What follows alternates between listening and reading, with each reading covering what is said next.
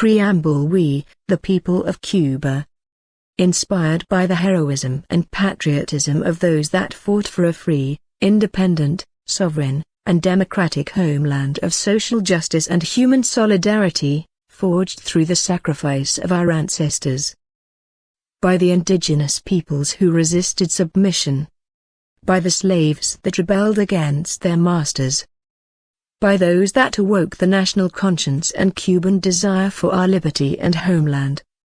By the patriots that started and participated in our struggles for independence against Spanish colonization beginning in 1868, as well as those whose final efforts of 1895 were denied victory with the beginning of the military intervention and occupation of Yankee imperialism in 1898. By those that fought for over 50 years against imperialist domination, political corruption, the lack of rights and liberties, unemployment, the exploitation imposed by capitalists, landowners, and other social evils. By those who promoted, participated in, and developed the first organizations of laborers, farm workers, and students, disseminated socialist ideas and founded the first revolutionary, Marxist, and Leninist movements. By the members of the vanguard of the generation of the 100th anniversary of Martyr's birth, who, nourished by his teaching, led us to the victorious popular revolution in January of 1959. By those that, in sacrificing their lives, defended the revolution and contributed to its definitive consolidation. By those that completed heroic international missions together. By the epic resistance and unity of our people. Guided by the most advanced revolutionary, anti-imperialist, Cuban Marxist, Latin American, and universal thought, in particular by the ideal and example of Martyr and Fidel, as well as the social emancipation ideas of Marx, Engels, and Lenin. Supported in proletariat internationalism, fraternal friendship, the help, cooperation, and solidarity of the peoples of the world, particularly those of Latin America and the Caribbean. Determined to carry forward the triumphant revolutions of Moncada and Granma, of the Sierra, of the underground struggle, and of G8-cubed, and that, sustained in the contribution and unity of the principal revolutionary forces and the people, conquered full national independence, established revolutionary power, realized the democratic transformations and initiated the construction of socialism. Committed to Cuba never returning to capitalism as a regime sustained by the exploitation of man by man, and that it is only in socialism and communism that a human being can achieve his or her full dignity. Conscious that national unity and the leadership of the Communist Party of Cuba, born through the unitary will of the organizations that decisively contributed to the triumph of the revolution and legitimized by the people, constitute fundamental pillars and guarantees of our economic, social and political order.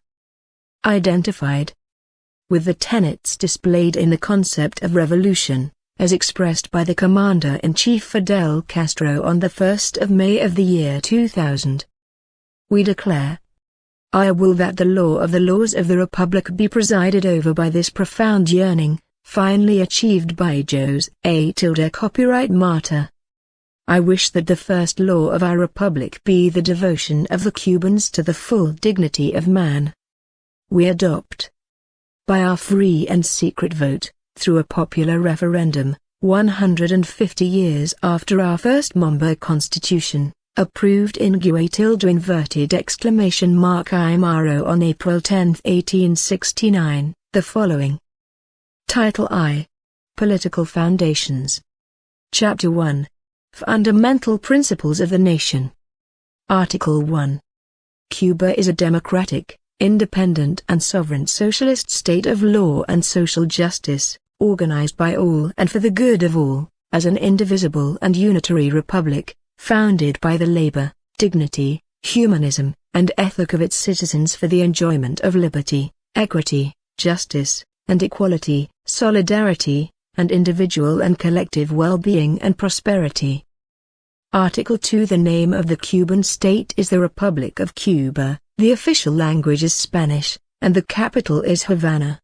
The national symbols are the flag of the Lone Star, the Biamo anthem, and the coat of arms of the Royal Palm. The law defines the characteristics that identify them, their use, and their conservation. Article 3. In the Republic of Cuba, sovereignty resides non-transferably with the people, from which all of the state's power emanates.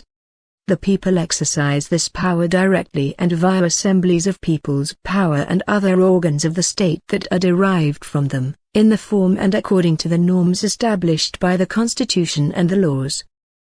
Article 4. The defense of our socialist homeland is the greatest honor and the supreme duty of every Cuban. Treason is the most serious of crimes. Whoever should commit treason will be subject to the most severe sanctions. The socialist system that this Constitution supports is irrevocable. Citizens have the right to combat through any means, including armed combat when other means are not available, against any that intend to topple the political, social, and economic order established by this Constitution. Article 5. The Communist Party of Cuba, unique, Marxiano, Fidelista, and Marxist-Leninist, the organized vanguard of the Cuban nation, sustained in its democratic character as well as its permanent linkage to the people, is the superior driving force of the society and the state. It organizes and orients the communal forces towards the construction of socialism and its progress toward a communist society. It works to preserve and to fortify the patriotic unity of the Cuban people and to develop ethic, moral, and civic values. Article 6. The Union of Young Communists, a vanguard organization of the Cuban youth, is recognized and supported by the state, contributes to the education of the youth in the revolutionary principles as well as the ethics of our society, and promotes their active participation in the edification of socialism. Article 7. The Constitution is the supreme norm of the state. All are obliged to comply with it. The orders and acts of the organs of the state, their leaders, functionaries, and employees will act in conformity with that which is prescribed by the Constitution. Article 8. That which is prescribed in international treaties that are in force for the Republic of Cuba constitute or form part of national legislative regulations, as applicable. The Constitution of the Republic of Cuba takes priority over international treaties. Article 9. All are obligated to strictly adhere to socialist law. Furthermore, the organs of the state, their leaders, functionaries, and employees ensure its respect in the lives of all people and act within the limits of their respective responsibilities. Article 10. The organs of the state, its leaders, functionaries, and employees are obligated to respect, care for, and respond to the people, to maintain close links with the people, and to submit to their oversight in the forms established by the Constitution and the laws. Article 11. The state exercises its sovereignty and jurisdiction over the entire national territory, comprised of the island of Cuba, the Isla de la Juventud, the other adjacent islands and cays, the interior waters, and the extended maritime territories established by the law, the aerospace that extends over these territories, and the radio spectrum. Over the environment and the natural resources of the country. Over the natural resources, both living and non-living, of the waters, the seabed, the waters above it, and the subsoil of the sea within the Republic's exclusive economic zones according to the territorial extensions set by the law and in accordance with international law, and over the continental shelf as far as the law prescribes and in accordance with international law. Likewise, the state exercises jurisdiction in the contiguous zone that corresponds to international law. Article 12. The Republic of Cuba repudiates and considers illegal and void the treaties, concessions, or pacts agreed to under conditions of inequality or that alienate or diminish its sovereignty or territorial integrity. Article 13. The state's essential objectives include the following. to channel the efforts of the nation in the construction of socialism and to strengthen national unity. To maintain and to defend the independence, integrity, and the sovereignty of our homeland. To preserve national security. To guarantee effective equality in the enjoyment and exercise of rights, and in compliance with the duties enshrined in the Constitution and the laws. To promote sustainable development that secures individual and collective prosperity, and to obtain greater levels of equity and social justice, as well as to preserve and to multiply the achievements of the revolution. To guarantee the dignity of people and their integral development. To strengthen and preserve the ideology and the ethics inherent to our socialist society. To protect the natural, historical, and cultural patrimony of the nation, and to secure the educational, scientific, technical, and cultural development of the country. Article 14. The state recognizes and stimulates the social and mass organizations that bring together distinct sectors of the population, that represent their specific interests and that involve them in the tasks that edify, consolidate, and defend the socialist society. The law establishes the general principles that these organizations are based upon and recognizes the practice of other associative forms. Article 15. The state recognizes, respects, and guarantees religious liberty. The Republic of Cuba is secular. In the Republic of Cuba, the religious institutions and fraternal associations are separate from the state and they all have the same rights and duties. Distinct beliefs and religions enjoy equal consideration. Chapter 2. International Relations. Article 16.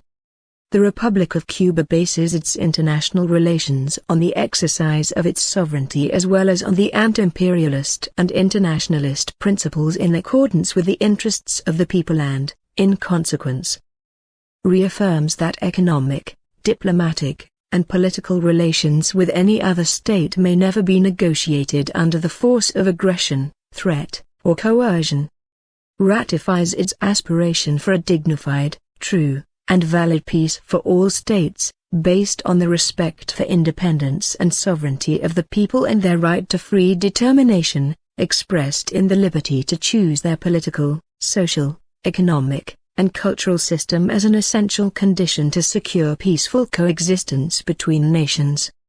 Sustains the will to observe, without restrictions, the principles and norms that constitute international law, in particular the equality of laws, territorial integrity, the independence of states, the non-use of threats of force in international relations, international cooperation for mutual and equal benefit and interest, the peaceful resolution of controversies on the basis of equality, respect, and the other principles proclaimed in the United Nations Charter.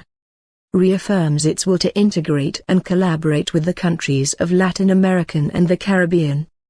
Promotes the unity of all Third World countries and condemns imperialism, fascism, colonialism, neocolonialism, and other forms of subjugation in any of its manifestations. Promotes the protection and conservation of the environment as well as responding to climate change, which threatens the survival of the human species, through the recognition of common, yet differential, responsibilities, the establishment of a more just and equitable international economic order as well as the eradication of irrational patterns of production and consumption. Defends and protects the enjoyment of human rights and repudiates any manifestation of racism or discrimination. Condemns direct or indirect intervention in the internal or external affairs of any state and, therefore, also condemns armed aggression, any form of political or economic coercion, unilateral blockades that violate international law, or any other type of interference or threat to the integrity of the states. Rejects the violation of the non-renounceable and sovereign right of all states to regulate the use of and the benefits from telecommunications within their territory, according to universal practices and to the international agreements to which Cuba belongs. Classifies wars of aggression or conquest as an international crime, recognized the legitimacy of battles of national liberation and armed resistance to aggression, and considers it our international duty to act with solidarity with the assaulted party and with the people who fight for their liberation and self-determination. Promotes complete and general disarmament and rejects the existence, proliferation, or use of nuclear weapons, weapons of mass destruction or those with similar effects, as well as the development and use of new weapons, including autonomous weapons and new forms of waging war, such as cyber warfare. That transgress international law. Repudiates and condemns terrorism in any of its manifestations, in particular, state terrorism. Ratifies our commitment to the construction of a society of information and knowledge centered on the people and oriented towards sustainable development, in which all may create, consult, utilize, and share information and knowledge in order to improve their quality of life, and defends the cooperation of all states and the democratization of cyberspace, and condemns its use and the use of the radio spectrum for purposes contrary to those purposes stated above, including the subversion and destabilization of sovereign nations. Bases its relationships with countries that edify socialism on fraternal friendship, cooperation, and mutual assistance. Maintains and fosters friendly relations with countries that, despite having a different political, social, and economic system, respect our sovereignty, observe the norms of coexistence between states, and adopt a reciprocal attitude with our country, in accordance with the principles of international law, and promotes multilateralism and multipolarity in international relations, as alternatives to the domination and political, financial, and military hegemony or any other manifestation that threatens peace, independence, and the sovereignty of peoples. Article 17. The Republic of Cuba may concede asylum, in accordance with the law, to those who are persecuted because of their ideals or their fights for national liberation, progressive activities, socialism and peace, democratic rights and its assertions, as well as to those who fight against imperialism, fascism, colonialism, neocolonialism, and any other form of domination, discrimination, or racism. Title II. Economic Foundations. Article 18. The Republic of Cuba is governed by a socialist economic system based on ownership by all people of the fundamental means of production as the primary form of property, as well as the planned direction of the economy, which considers, regulates, and monitors the economy according to the interests of the society. Article 19. The state directs, regulates, and monitors economic activity, reconciling national, territorial, collective, and individual interests for the benefit of society. Socialist planning constitutes the central component of the system of governance for economic and social development. Its essential function is to design and conduct strategic development, planning for relevant balances between resources and needs. Article 20. Workers participate in the processes of economic planning, regulation, management, and monitoring. The law regulates the participation of labor collectives in the administration and management of state-governed business entities and budgetary units. Article 21. The state promotes the advance of science, technology, and innovation as indispensable elements of economic and social development. It also implements forms of organization, financing, and management of scientific activity, and fosters the systematic and accelerated introduction of its results into service and production processes, within the appropriate institutional and regulatory framework. Article 22. The following are recognized as forms of property. Socialist property of the entire population, in which the state acts as a representative and beneficiary of the people as property owner. Cooperative property, that which is sustained through the collective labor of partner owners and through the effective exercise of the principles of cooperativism. Property or political, social, and mass organizations, ownership that they exercise over their goods designed to fulfill their roles. Private ownership, that which is exercised over specific means of production by natural or legal persons, Cubans or foreigners with a complementary role in the economy. Mixed property, that which is formed through the combination of two or more forms of ownership. Institutional and associative property, that which these groups exercise over their goods for non-profit purposes. Personal property, that which is exercised over one's belongings that, without constituting means of production, contribute to the satisfaction of the material and spiritual necessities of their owner. All forms of ownership over means of production interact in similar ways. The state regulates and monitors the way in which they contribute to economic and social development. The exercise and attainment of these forms of ownership are regulated by the law. Article 23. The following are socialist property of the people: the lands that do not belong to individuals or cooperatives composed of these individuals, the subterranean areas, mineral deposits, the mines, the forests, the waters, the beaches, the means of communication, and the natural resources both living as well as non-living within the exclusive economic zone of the Republic. These goods may not be transferred as property to natural or legal persons and are governed by principles that render them unalienable, imprescriptible, and unseizable. The transfer of other rights not involving the transfer of property of these goods must have prior approval of the Council of State, according to that which is prescribed by law and provided that it is for the purpose of the country's economic and social development and does not affect the political, economic, or social foundations of the state. Article 24. Socialist property that belongs to the entire population includes other goods, such as general interest infrastructure, key industries, and economic and social facilities, as well as other goods that are strategic for the country's economic and social development. These goods may not be seized and may be transferred as property only in exceptional cases, provided that it is for the purpose of the country's economic and social development and does not affect the political, economic, and social foundations of the state. They require the prior approval of the Council of Ministers. The transmission of other rights over these goods and their management will take place according to that which is prescribed by law.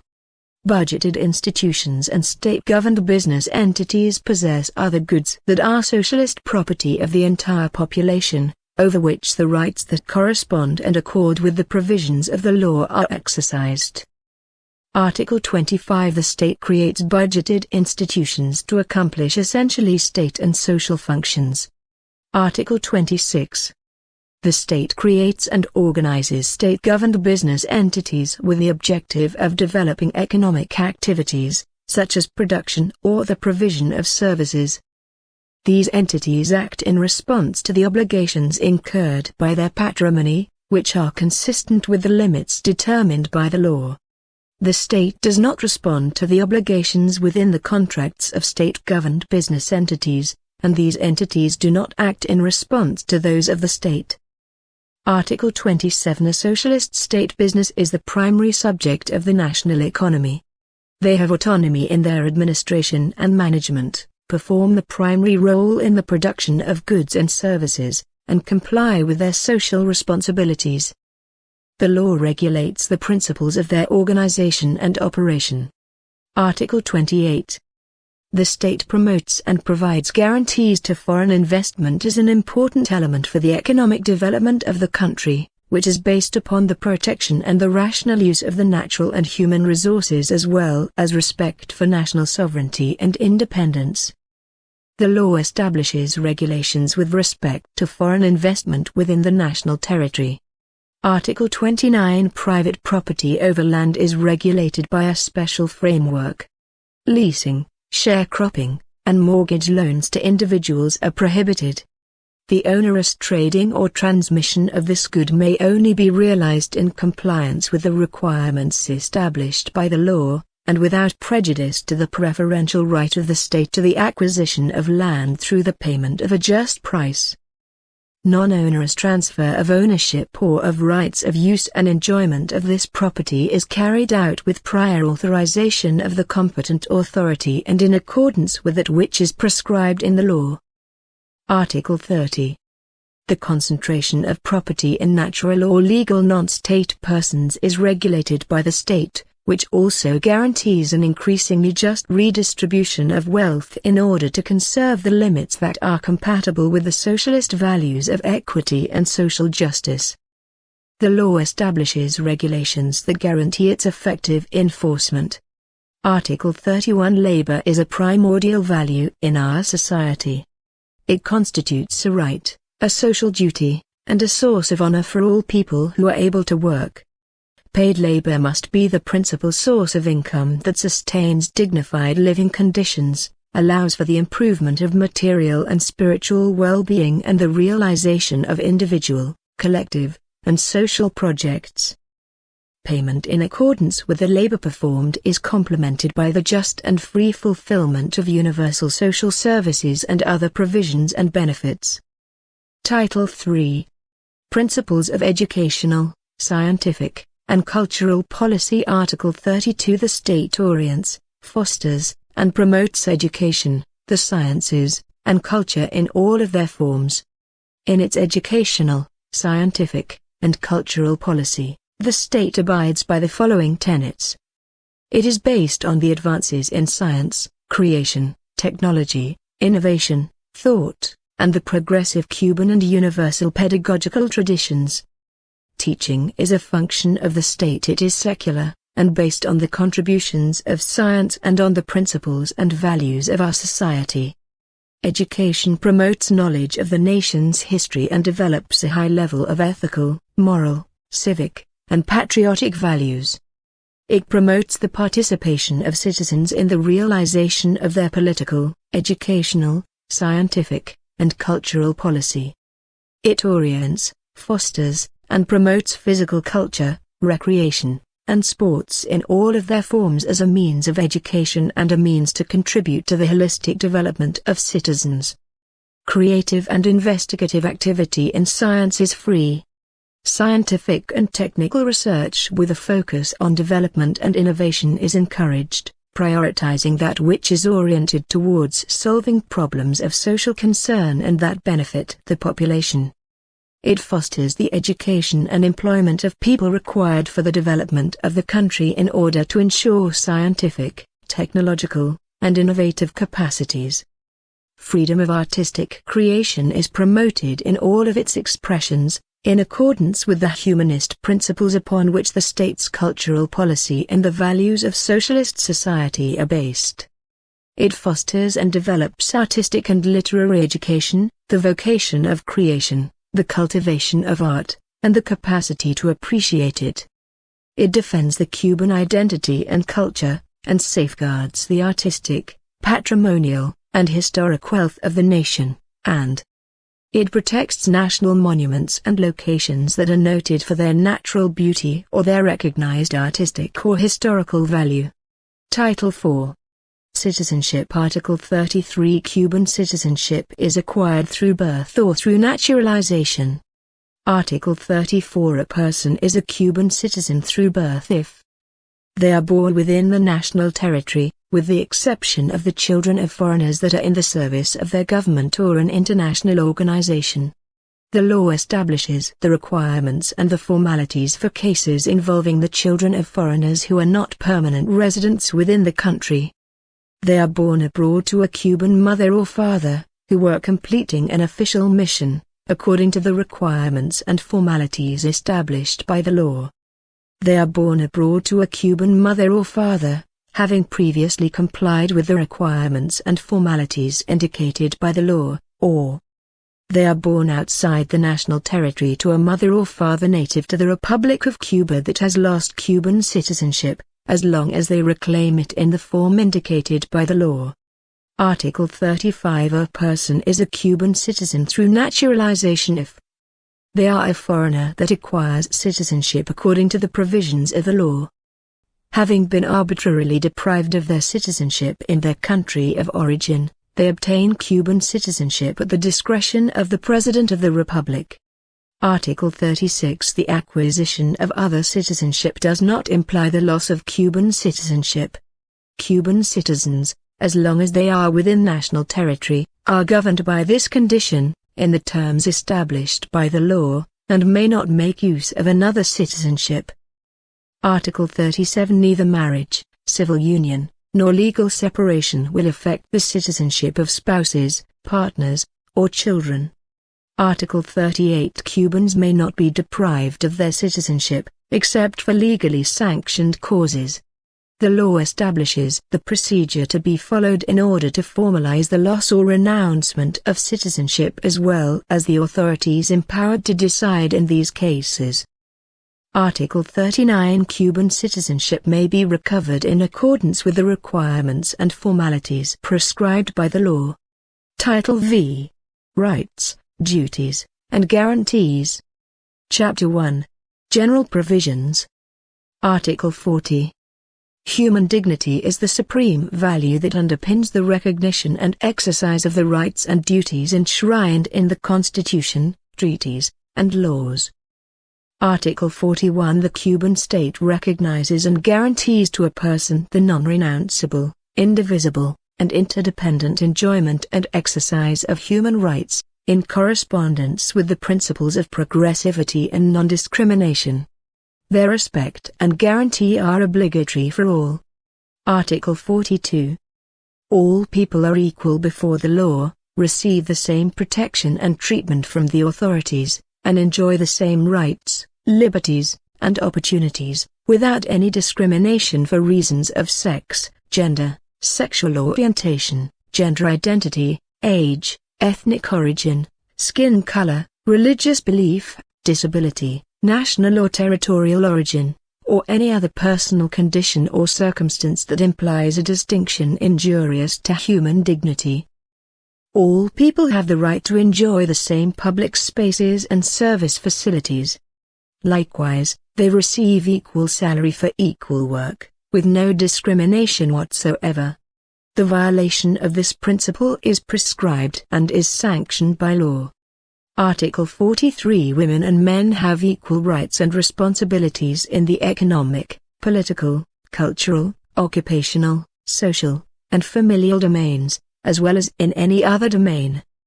The state guarantees that both will be offered the same opportunities and possibilities.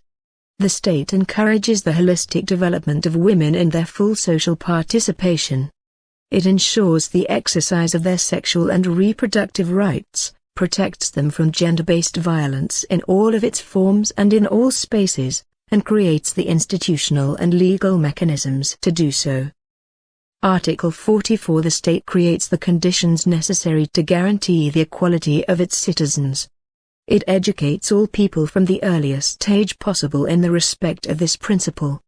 The state effectuates this right with the implementation of public laws and policies to encourage social inclusion and the safeguard of the rights of people whose condition requires it. Article 45. The exercise of these rights of the people are only limited by the rights of others, collective security, general well-being, respect for public order, the Constitution, and the laws. Chapter 2. Rights. Article 46.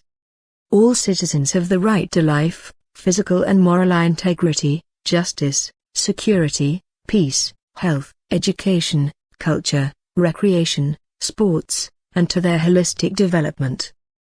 Article 47.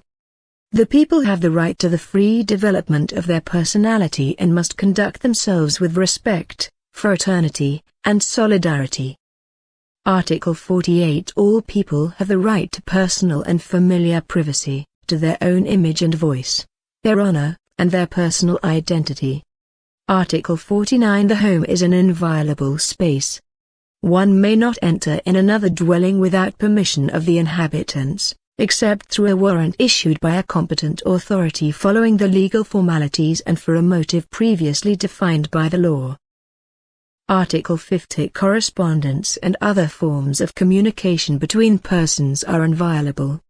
They may only be intercepted or registered through a warrant issued by a competent authority in the cases and with the formalities established by the law. Documents of information obtained in violation of this principle do not constitute evidence within any legal proceeding. Article 51. People may not be subject to forced disappearance, torture, or cruel, inhumane, or degrading treatment or punishment. Article 52. People have the right to enter, remain in, travel through, and exit from the national territory, or to change their residence or domicile without any limits other than those established by the law. Article 53. All people have the right to request and receive information from the state that is true, objective, and timely, and to access the information generated by organs of the state and its entities, according to the established regulations.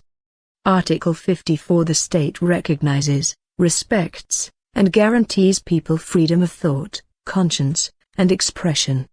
Conscientious objection may not be invoked with the intention of evading compliance with the law or impeding another from the exercise of their rights. Article 55. People's freedom of press is recognized. This right is exercised according to the law and for the good of society. The fundamental means of social communication, in any of their forms, are the socialist property of all people or of political, social, and mass organizations, and may not be categorized as any other type of property. The state establishes the principles of organization and operation for all means of social communication. Article 56. The rights of assembly, demonstration, and association for legal and peaceful purposes are recognized by the state whenever they are exercised with respect to public order and in compliance with the precepts established by the law. Article 57. Any person has the right to profess or not profess their religious beliefs, to change them, and to practice the religion of their choice with the required respect to other beliefs and in accordance with the law. Article 58. All people have the right to enjoy their personal property. The state guarantees its use, enjoyment, and free disposal, in accordance with what is established in the law. The expropriation of goods is solely authorized for the purpose of attending to reasons of public utility or social interest with the required indemnity. The law establishes the means to determine their utility and necessity, the required guarantees, and the procedure for their expropriation and the form of indemnity.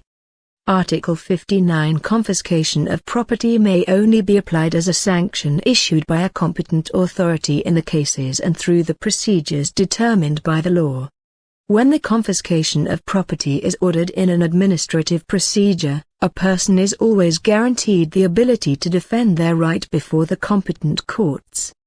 Article 60. Within its penitentiary policy, the state favors the social reintegration of persons deprived of liberty, guarantees the respect for their rights and the compliance with the norms established for their treatment within prison establishments.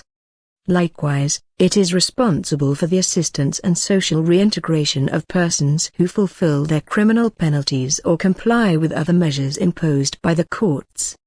Article 61. People have the right to direct complaints and petitions to the authorities, who are obligated to process and respond to them in a timely and pertinent manner that is based on the term and procedure established in the law. Article 62. People's intellectual property rights are recognized according to the law and to international treaties. The rights acquired are exercised by the author and owners in compliance with the law and according to public policies. Article 63. The state recognizes the right to succession in the case of death. The law regulates its content and scope. Article 64. The state recognizes the right to work. Any person that is able to work has the right to obtain a dignified employment according to their choice, qualifications, aptitude, and the demands of the economy and society.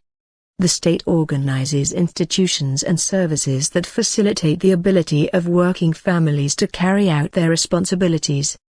Article 65. All people have the right for their work to be remunerated according to its quality and quantity, which expresses the socialist principle of distribution, from each according to their ability, to each according to their labor. Article 66. Child labor, performed by children or adolescents, is prohibited. The state grants special protection to adolescents who have graduated from vocational school or others who, in exceptional circumstances defined by the law, are permitted to work with the purpose of guaranteeing their training and holistic development. Article 67. Workers have the right to a break, which is guaranteed through the 8-hour workday, a weekly break, and annual paid vacations.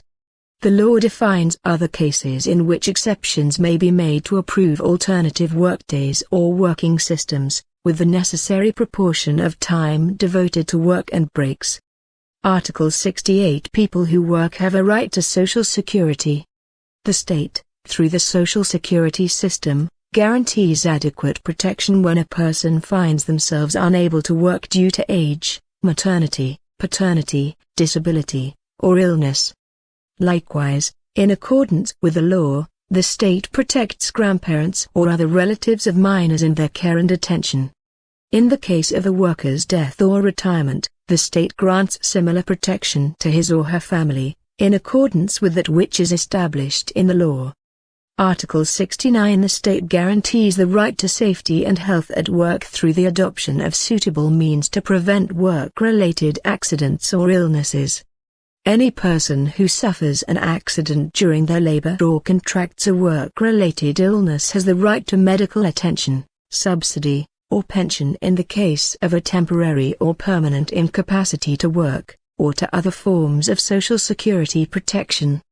Article 70. The state, through social assistance, protects persons without resources or shelter, those who are unable to work, those without family members who are able to care for them, and the families that, due to low income, require it, according to the law.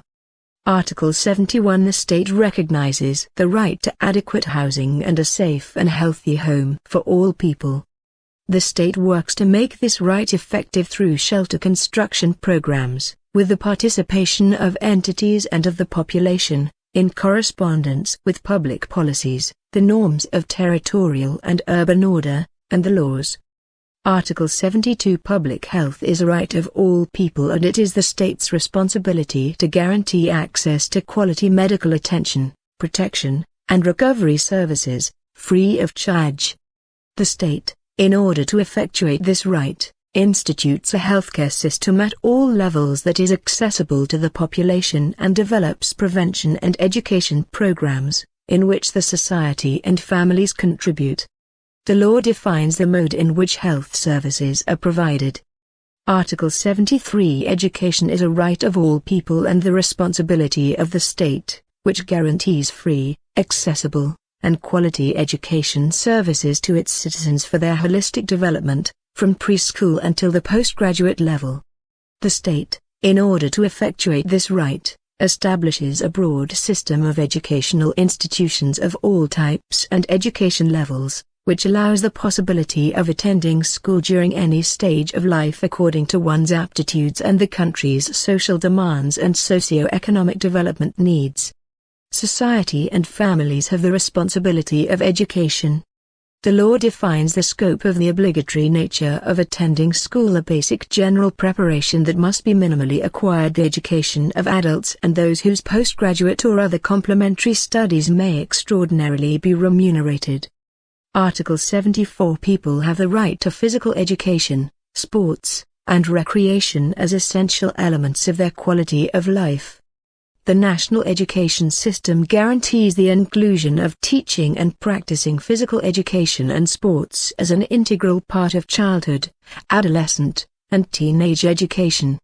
The state works to guarantee the necessary resources dedicated to the promotion and practice of sports and recreation for all people, as well as for the preparation of, attention to, and development of athletic talent. Article 75. All persons have the right to enjoy a natural environment that is healthy and stable. The state protects the environment and the country's natural resources. It recognizes their close linkage with the sustainable development of the economy and society to make human life more rational and to ensure the security of current and future generations. Article 76. All people have the right to water. The state works to guarantee access to potable water and to its sanitation, with the required compensation and rational use.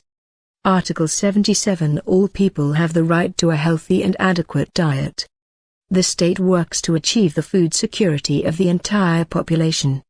Article 78. All people have the right to consume quality goods and services that are not counter to their health, the right to access truthful and adequate information about these items, and the right to receive a dignified and equitable treatment in accordance with the law. Article 79. All people have the right to participate in the artistic and cultural life of the nation. The state promotes culture and the distinct artistic formats in accordance with cultural policy and the law. Article 80. Cuban citizens have the right to participate in the formation, exercise, and monitoring of the power of the state, for which purpose they may, in accordance with the laws. 1. Be registered within the electoral registry. 2. Propose and nominate candidates. 3. Elect officials and be elected for office. 4. Participate in elections, plebiscites, referendums, popular consultations, as well as other forms of democratic participation. 5. Make pronouncements regarding the release of documents or information for the purposes of accountability that are provided by elected officials. 6. Revoke the mandate of elected officials. 7. Exercise the powers of the legislature as well as the power of constitutional reform. 8. Perform public functions or roles, and 9. Be informed of the management of the organs and authorities of the state. Chapter 3. Families. Article 81. All people have the right to start a family. The state recognizes and protects families, regardless of their structure, as the basic cell of society, and works to guarantee that the holistic achievement of their objectives. They are formed by legal, de facto, or emotional ties, and are based on the equality of rights, duties, and opportunities of its members. Legal protection of the diverse types of families is regulated by the law. Article 82. Marriage is a social and legal institution. It is one of the organizational structures of families. It is based on free consent and on the equality of rights, obligations, and legal capacity of spouses. The law determines how they are constituted and their effects. Furthermore, it recognizes the stable and singular union with legal capacity that effectively forms a common life plan that, under the conditions and circumstances indicated in the law, generates the rights and obligations that the law provides. Article 83. All children have equal rights. All titles regarding the nature of one's birth are prohibited. The state guarantees, through suitable legal procedures, the determination and the recognition of maternity and paternity. Article 84. Maternity and paternity are protected by the state. Mothers and fathers have essential responsibilities and roles in the holistic education and upbringing them as citizens with moral, ethical, and civic values in correspondence with life within our socialist society. Mothers and fathers or other relatives by blood or marriage who perform the roles of guardianship and caretakers have the duty to feed children and adolescents, respect and guarantee the full exercise of their rights, protect them from all types of violence, and contribute actively to the holistic development of their personality. Children, in turn, are obligated to respect, care for, and protect their mothers, fathers, and other relatives, in accordance with that which is established by law. Article 85. Violence within the family, in any of its manifestations, is considered destructive to the people involved, to families, and to society, and is punishable by law. Article 86. The state, society, and families grant special protection to children and adolescents in order to guarantee their harmonic and holistic development, keeping their best interests in mind in the decisions and actions that concern them. Children and adolescents are considered to have full possession of their rights and enjoy the rights that are recognized in this Constitution, in addition to the rights that are specific to their special condition as a developing person. They are protected from all types of violence. Article 87. The state, society, and families recognize young people as active participants in society, for which they create the conditions for the full exercise of their rights and their holistic development. Article 88. The state, society, and families, in their respective roles, have the obligation to protect, aid, and provide the conditions to satisfy the necessities and improve the quality of life of the elderly. Likewise, they are obligated to respect their self-determination, guarantee the full exercise of their rights, and promote their social integration and participation. Article 89. The state, society, and families have the obligation to protect, foster, and ensure the full exercise of rights for disabled persons. The state guarantees the required conditions for their rehabilitation or the improvement of their quality of life, their personal autonomy, and their social inclusion and participation. Chapter 4. Duties. Article 90. The exercise of the rights and liberties provided for in this Constitution implies responsibilities. They are duties of Cuban citizens, in addition to the other duties established by this Constitution and the laws, are 1. To serve and defend the homeland. 2.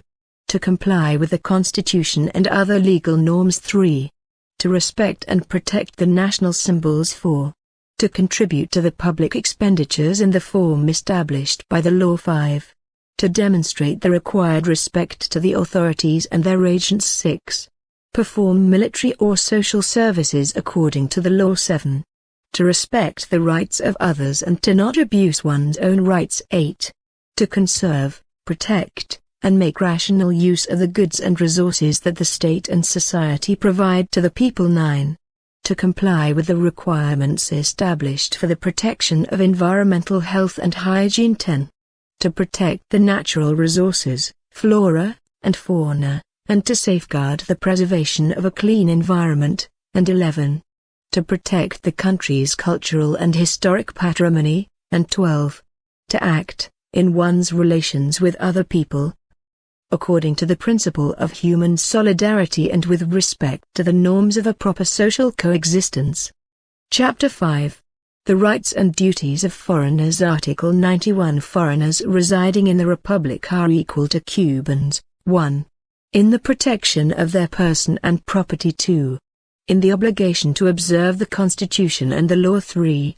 In the obligation to contribute to the public expenditures in the form and quantity established by the law. 4. In their submission to the jurisdiction and rulings of the courts of justice as well as the authorities of the Republic. And 5.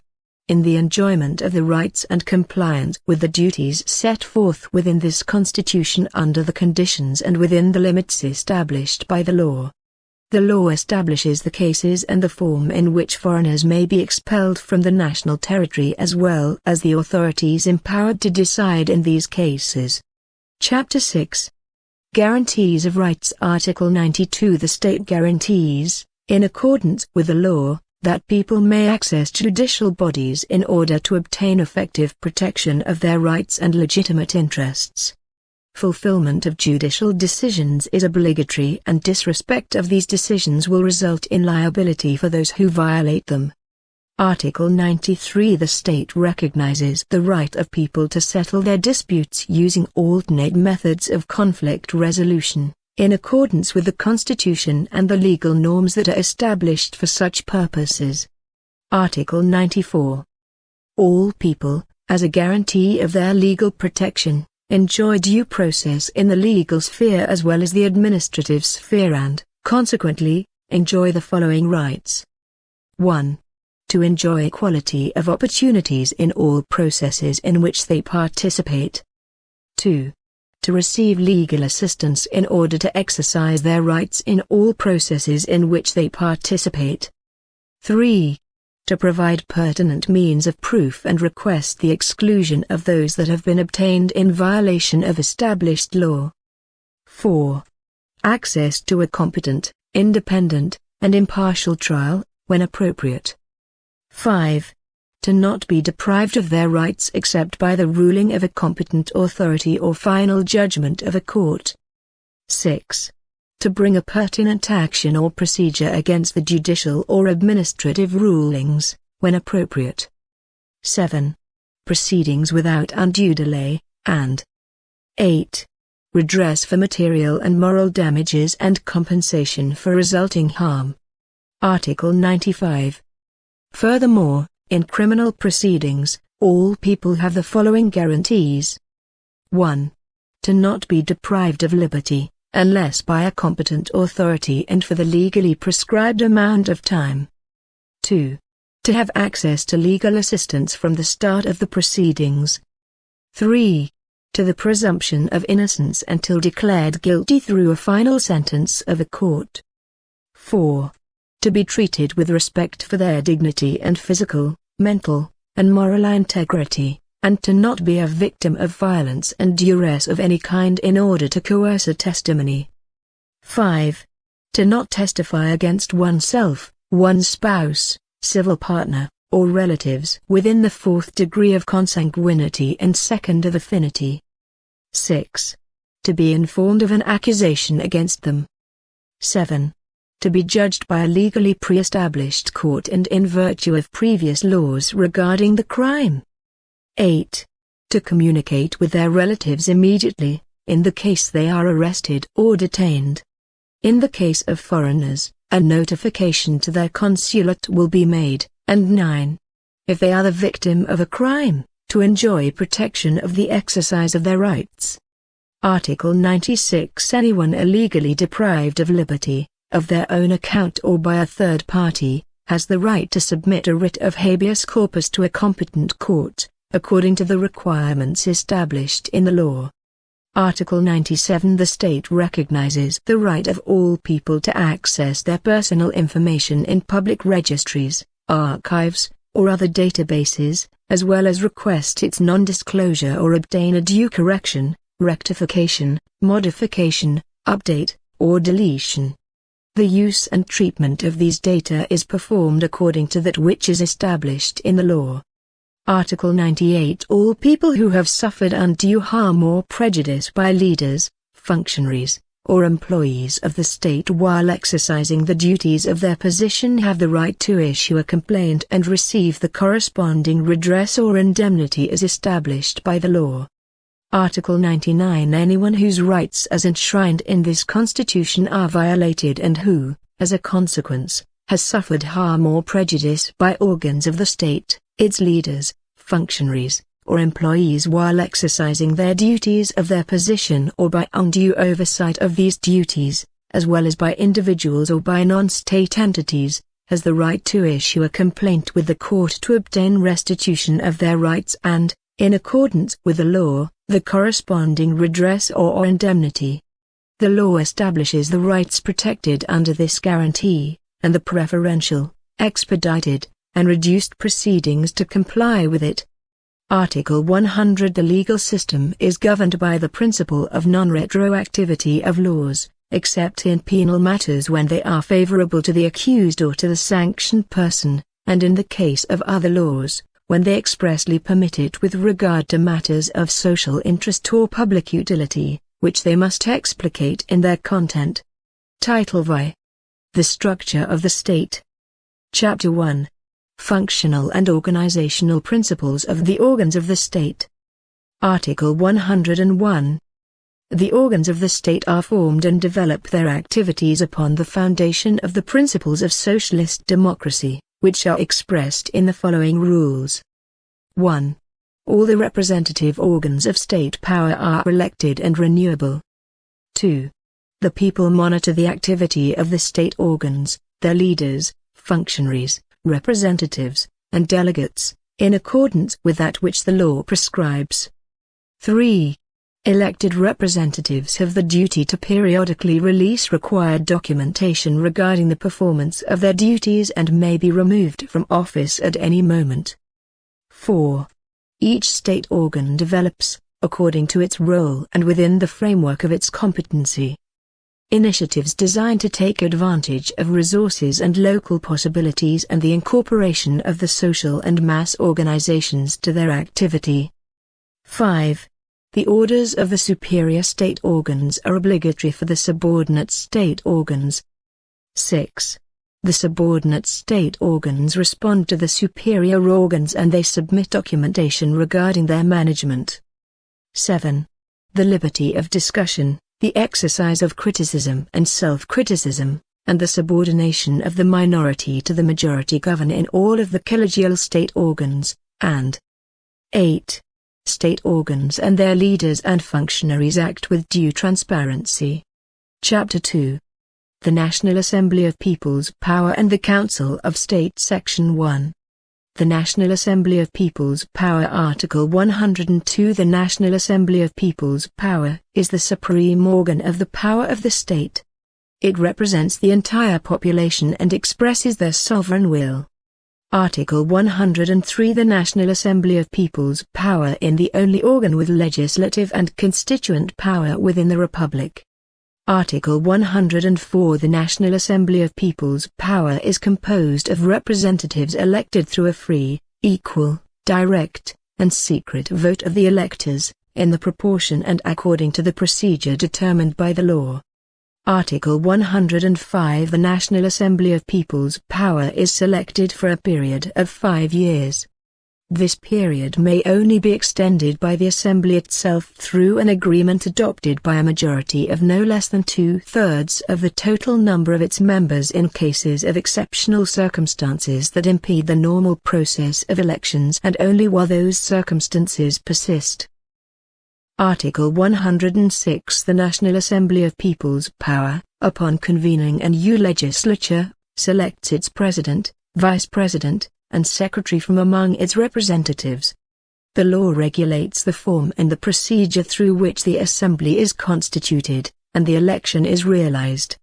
Article 107. The National Assembly of People's Power elects from among its representatives the Council of State, the organ that represents it between one or another period of sessions, executes its agreements, and performs the other functions that the Constitution and the law attribute to it. Article 108. The following duties correspond to the National Assembly of People's Power. 1.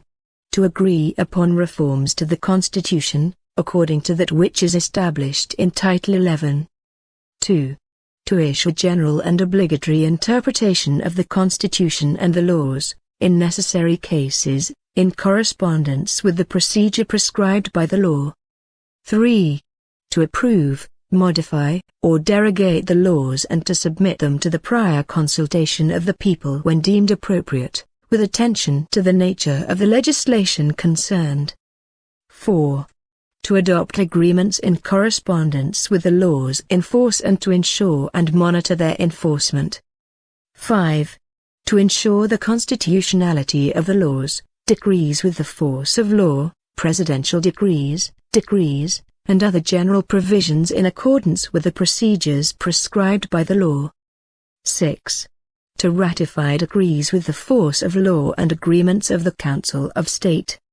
7. To completely or partially revoke decrees with the force of law. Presidential decrees, agreements, and general provisions that contradict the Constitution or the laws. 8. To completely or partially revoke the agreements or rulings of the municipal assemblies of the People's Power that violate the Constitution, the laws, the decrees with the force of law, the presidential decrees, and other provisions dictated by an organ that is hierarchically superior, or those that affect the interests of other localities or the generals of the country. 9. To discuss and approve the general objectives and the methods of the annual plans as well as the country's short, medium, and long-term social and economic development.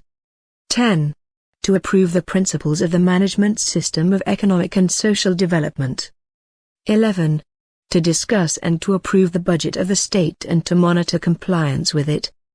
12. To arrange the monetary, financial, and fiscal systems. 13. To establish, modify, or terminate taxes. 14. To approve the general guidelines of the country's internal and external relations. 15. To declare the state of war or to declare war in the case of military aggression and to approve peace treaties. 16. To establish and to modify the political administrative division to approve regimes of administrative subordination, special systems of regulation for municipalities or other territorial demarcations as well as the administrative districts according to that which is established in the Constitution and the laws. 17. To appoint permanent or temporary commissions and friendly parliamentary groups. 18. To exercise the highest levels of supervisions over the organs of the state. 19. To be familiar with and to evaluate the reports and analyses of the state business systems that are pertinent due to their size as well as their social and economic transcendence. 20. To be familiar with, evaluate, and to adopt decisions regarding the accountability reports presented to it by the Council of State, the President of the Republic, the Prime Minister, the Council of Ministers, the People's Supreme Court, the Attorney General of the Republic, the Comptroller General of the Republic, and the organizations of the central administration of the state, as well as of the provincial governments. 21. To create or to terminate the organizations of the central administration of the state or to arrange any other organizational method that is appropriate. 22. To grant amnesty. 23. To arrange for the convocation of referendums or plebiscites in the cases prescribed by the Constitution and in others that the Assembly itself considers appropriate. 24. To agree upon its regulation and that of the Council of State, and 25. The other duties conferred to it by this Constitution. Article 109. The National Assembly of People's Power, in the exercise of its duties. 1. Chooses the President and Vice President of the Republic. 2. Chooses its President, Vice President, and Secretary. 3. Chooses the members of the Council of State. 4. Designates, at the proposal of the President of the Republic, the Prime Minister. 5. Designates, at the proposal of the President of the Republic, the Deputy Prime Ministers and other members of the Council of Ministers. 6.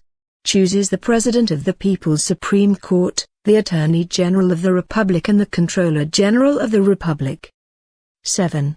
Chooses the President and the other members of the National Electoral Council. 8. Chooses the Vice Presidents and the magistrates of the People's Supreme Court as well as the lay judges of this body. 9. Chooses the Deputy Attorneys General and Deputy Comptrollers General of the Republic. 10. Revokes or substitutes the people it has chosen or designated. The law regulates the procedure to make these duties effective. Article 110. The National Assembly of People's Power in its operations is governed according to the following principles. 1. The laws and agreements that it emits, except those exceptions prescribed by the Constitution, are adopted by a simple majority vote. 2. It meets for 2 ordinary periods of sessions each year and for extraordinary sessions when they are convoked by the Council of State or requested by 1/3 of their members. The extraordinary sessions will deal with the issues that motivated it. 3. In order to hold its sessions, the presence of more than half of the total number of the members of the Assembly is required. And 4. Its sessions are public, except when the Assembly itself agrees to hold them with closed doors due to the interests of the state. Article 111. The following duties correspond to the President of the National Assembly of People's Power. 1. To comply with and to ensure respect for the Constitution and the laws. 2. To preside over the sessions of the National Assembly of People's Power and the Council of State, and to ensure the application of the bylaws of both organs. 3. To convoke the ordinary sessions of the National Assembly. 4. To convoke the ordinary and extraordinary sessions of the Council of State. 5. To propose the daily agenda of the National Assembly and the Council of State. 6. To sign laws, decrees with the force of law, and agreements adopted by the National Assembly of People's Power and the Council of the State, as needed. And to issue the publication of the decrees with the force of law and agreements of both organs in the official bulletin of the Republic. 7. To direct the international relations of the National Assembly of People's Power. 8. To direct and to organize the labor of the permanent and temporary commissions that are created by the National Assembly of People's Power or the Council of State, as needed. 9. To to direct and to organize the relations of the National Assembly of People's Power and the Council of State with the state organs. 10. To monitor compliance with the agreements of the National Assembly of People's Power and the Council of State. 11. To ensure suitable bonds between the representatives and the electors, and 12. The other duties that this Constitution, the National Assembly of People's Power or the Council of State assign to it. Article 112. In the case of absence, sickness, or death of the President of the National Assembly of People's Power, the Vice President will serve as a substitute in the President's role in accordance with the law. Section 2. Representatives and Commissions of the National Assembly of People's Power. Article 113. The representatives have the duty of carrying out their work for the benefit of the interests of the people, to maintain bonds with their electors, to attend to their approaches, proposals, suggestions, criticisms, and to explain the policies of the state to them.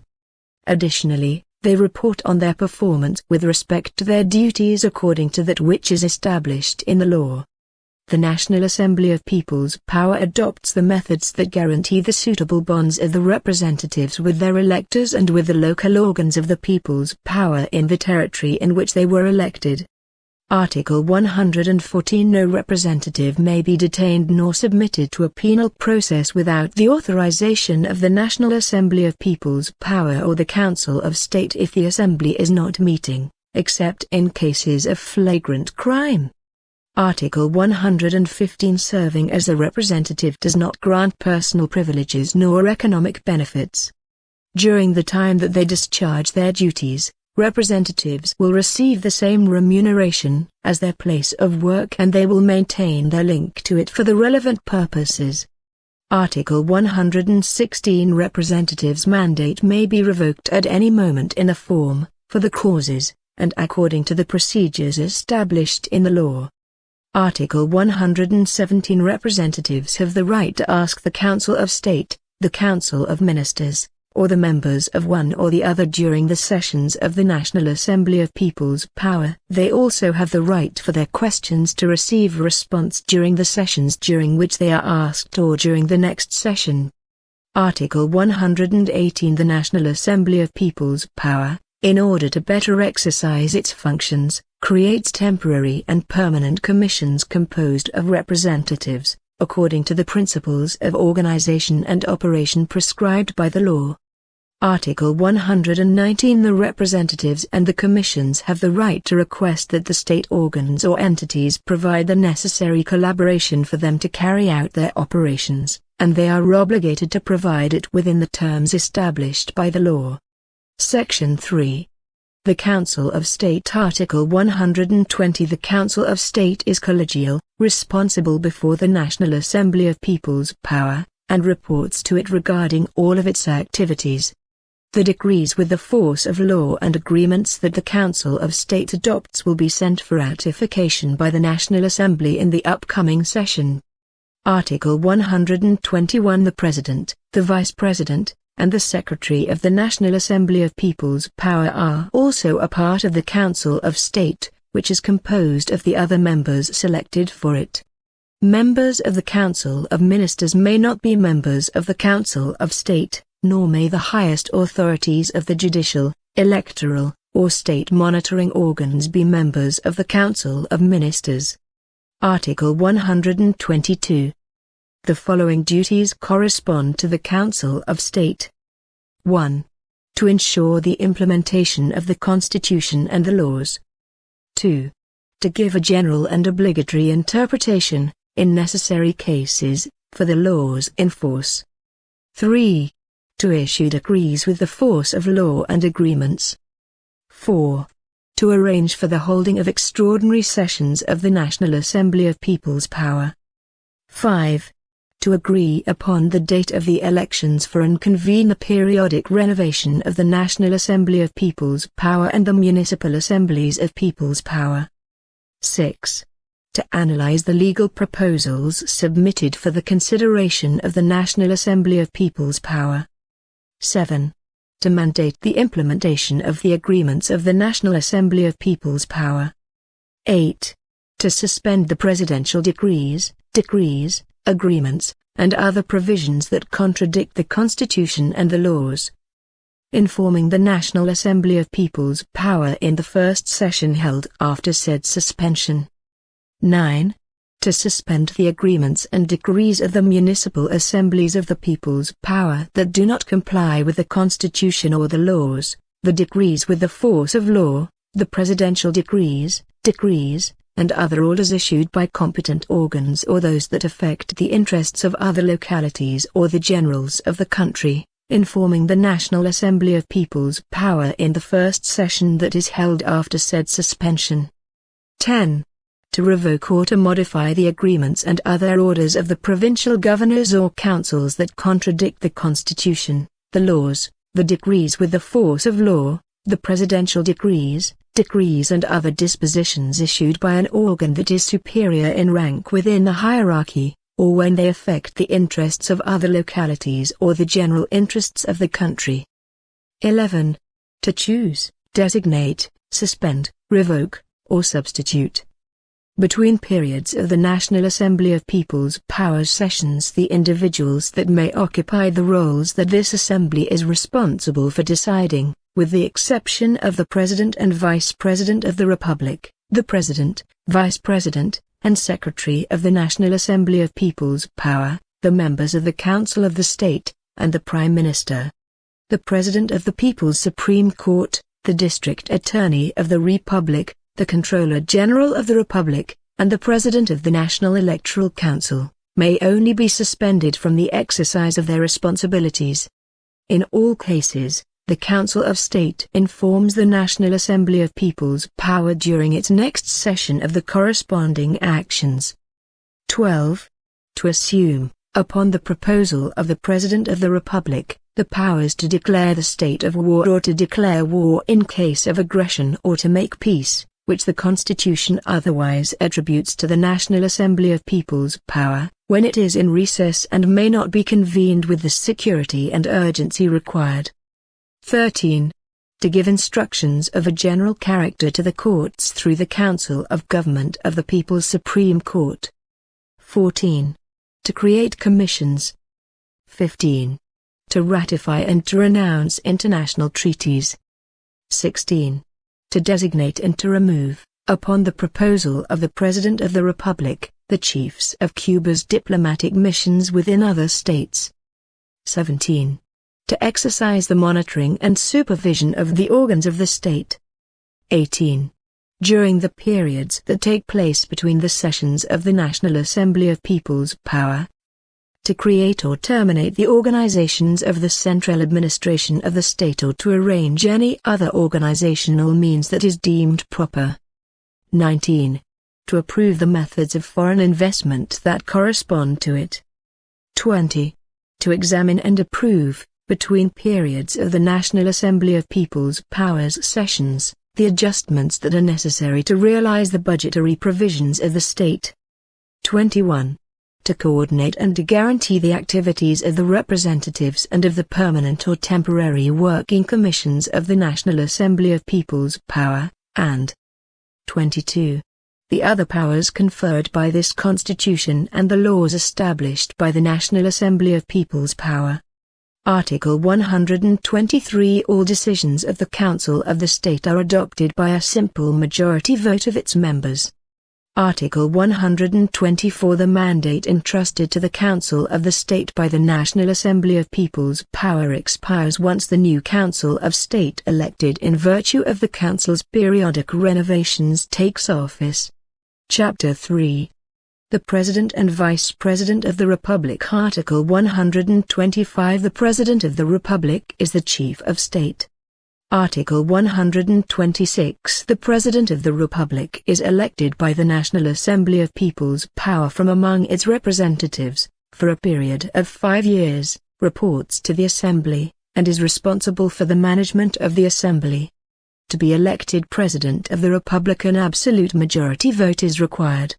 The President of the Republic may exercise the role for 2 consecutive periods, after which a person may not run for office again.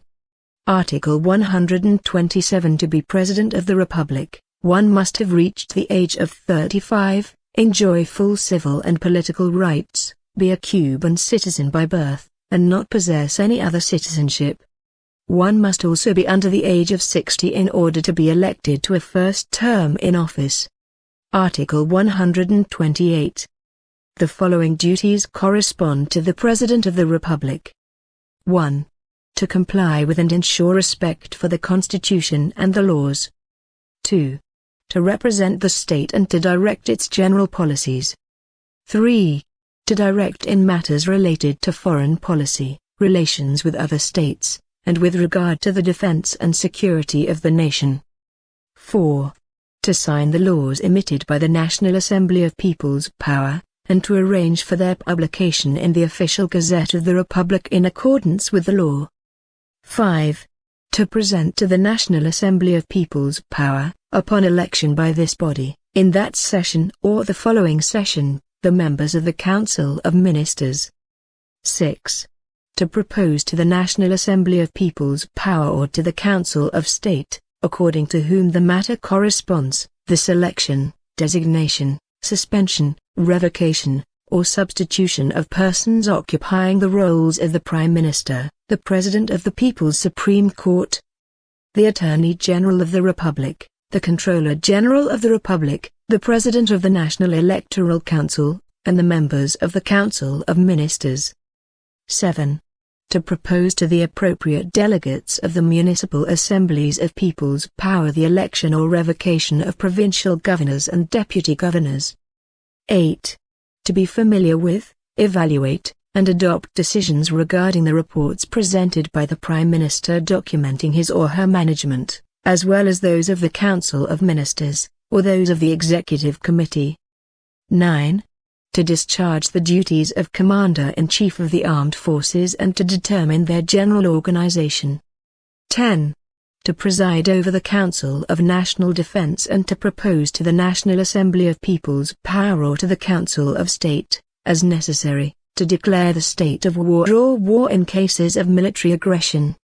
11. To order a general mobilization when the defense of the country requires it, as well as to declare a state of emergency or a situation of disaster, in the cases prescribed by the Constitution, giving notice of the decision as soon as possible to the National Assembly of People's Power or to the Council of State. In the event that they may not be convened, the proper legal remedies will be applied. 12. To promote in rank and role the top officials within the hierarchy of the military institutions of the nation and to order their cessation, in accordance with the procedure prescribed by the law. 13. To decide, in appropriate cases, on the granting of Cuban citizenship, to accept renunciations, and to issue orders regarding the loss of Cuban citizenship. 14. To propose, in accordance with the provisions of this Constitution and the law, the suspension, modification, or revocation of the orders and agreements of the organs of the state that contradict the Constitution or the laws, or that affect the general interests of the country. 15. To issue, in the exercise of the office's powers, presidential decrees and other orders. 16. To create commissions or temporary working groups for the realization of specific projects. 17.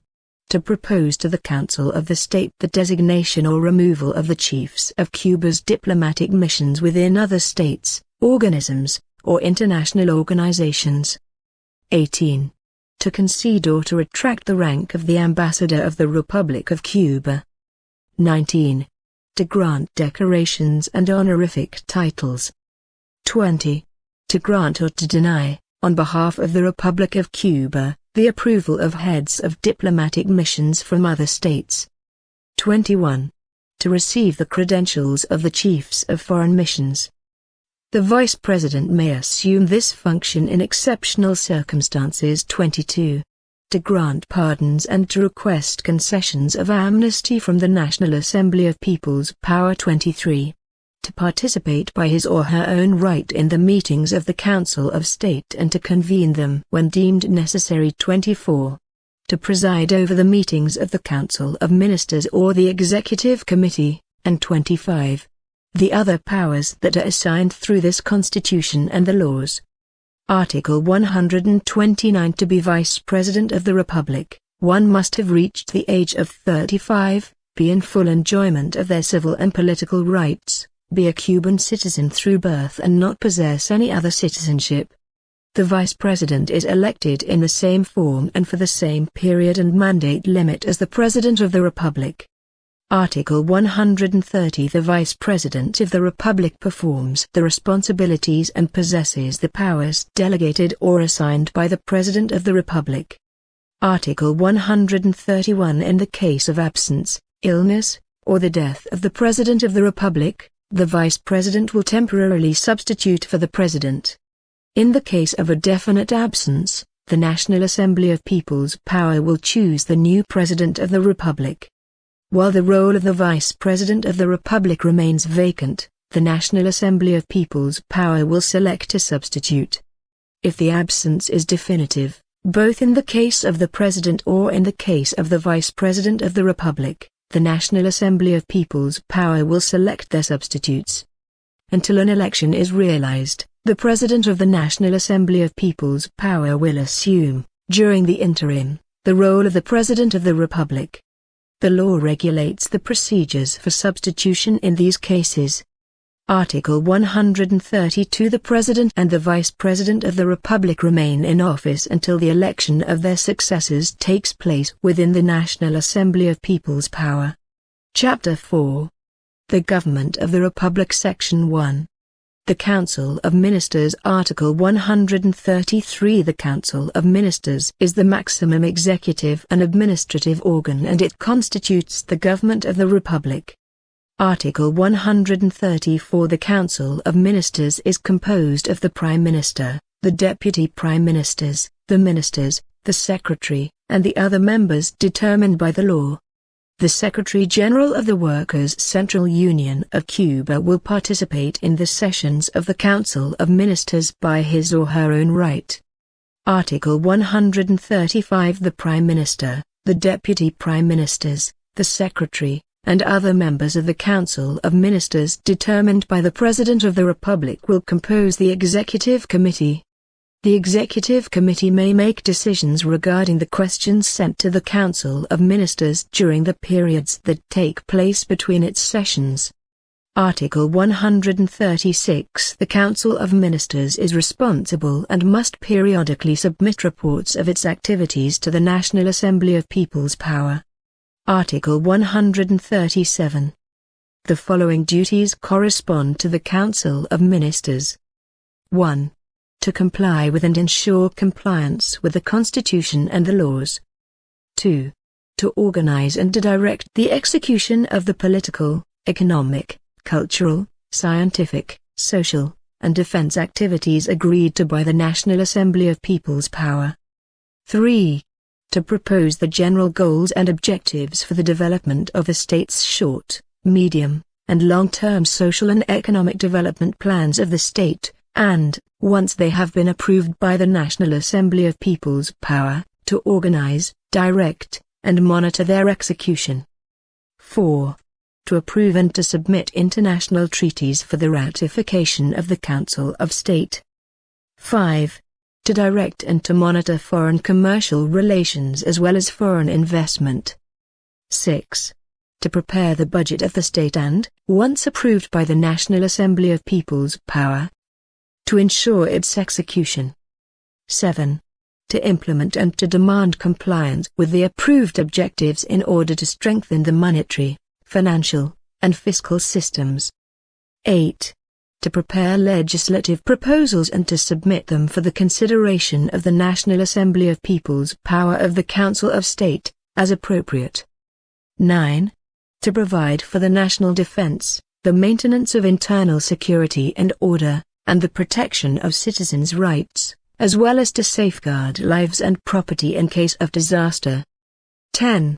To direct the administration of the state, as well as to unify, coordinate, and supervise the activity of the organizations of the central administration of the state, the national entities, and the local administrations. 11. To evaluate and adopt decisions regarding the reports provided by the provincial governments. 12. To create, modify, or terminate subordinate or appointed entities of the Council of Ministers and, when appropriate, of the organizations of the central administration of the state. 13. To orient and to monitor the management of the provincial governors. 14. To approve or to authorize the appropriate forms of foreign investment. 15. To execute the laws and agreements of the National Assembly of People's Power, as well as the decrees with the force of law and the decrees of the Council of State, presidential decrees, and, in necessary cases, to regulate them as appropriate. 16. To issue decrees and agreements with a foundation in and in compliance with the laws in force and to monitor their implementation. 17. To propose to the Council of State the suspension of the agreements of the municipal assemblies of People's Power that contravene the law and other policies in force or that affect the interests of other communities or the general interest of the country. 18.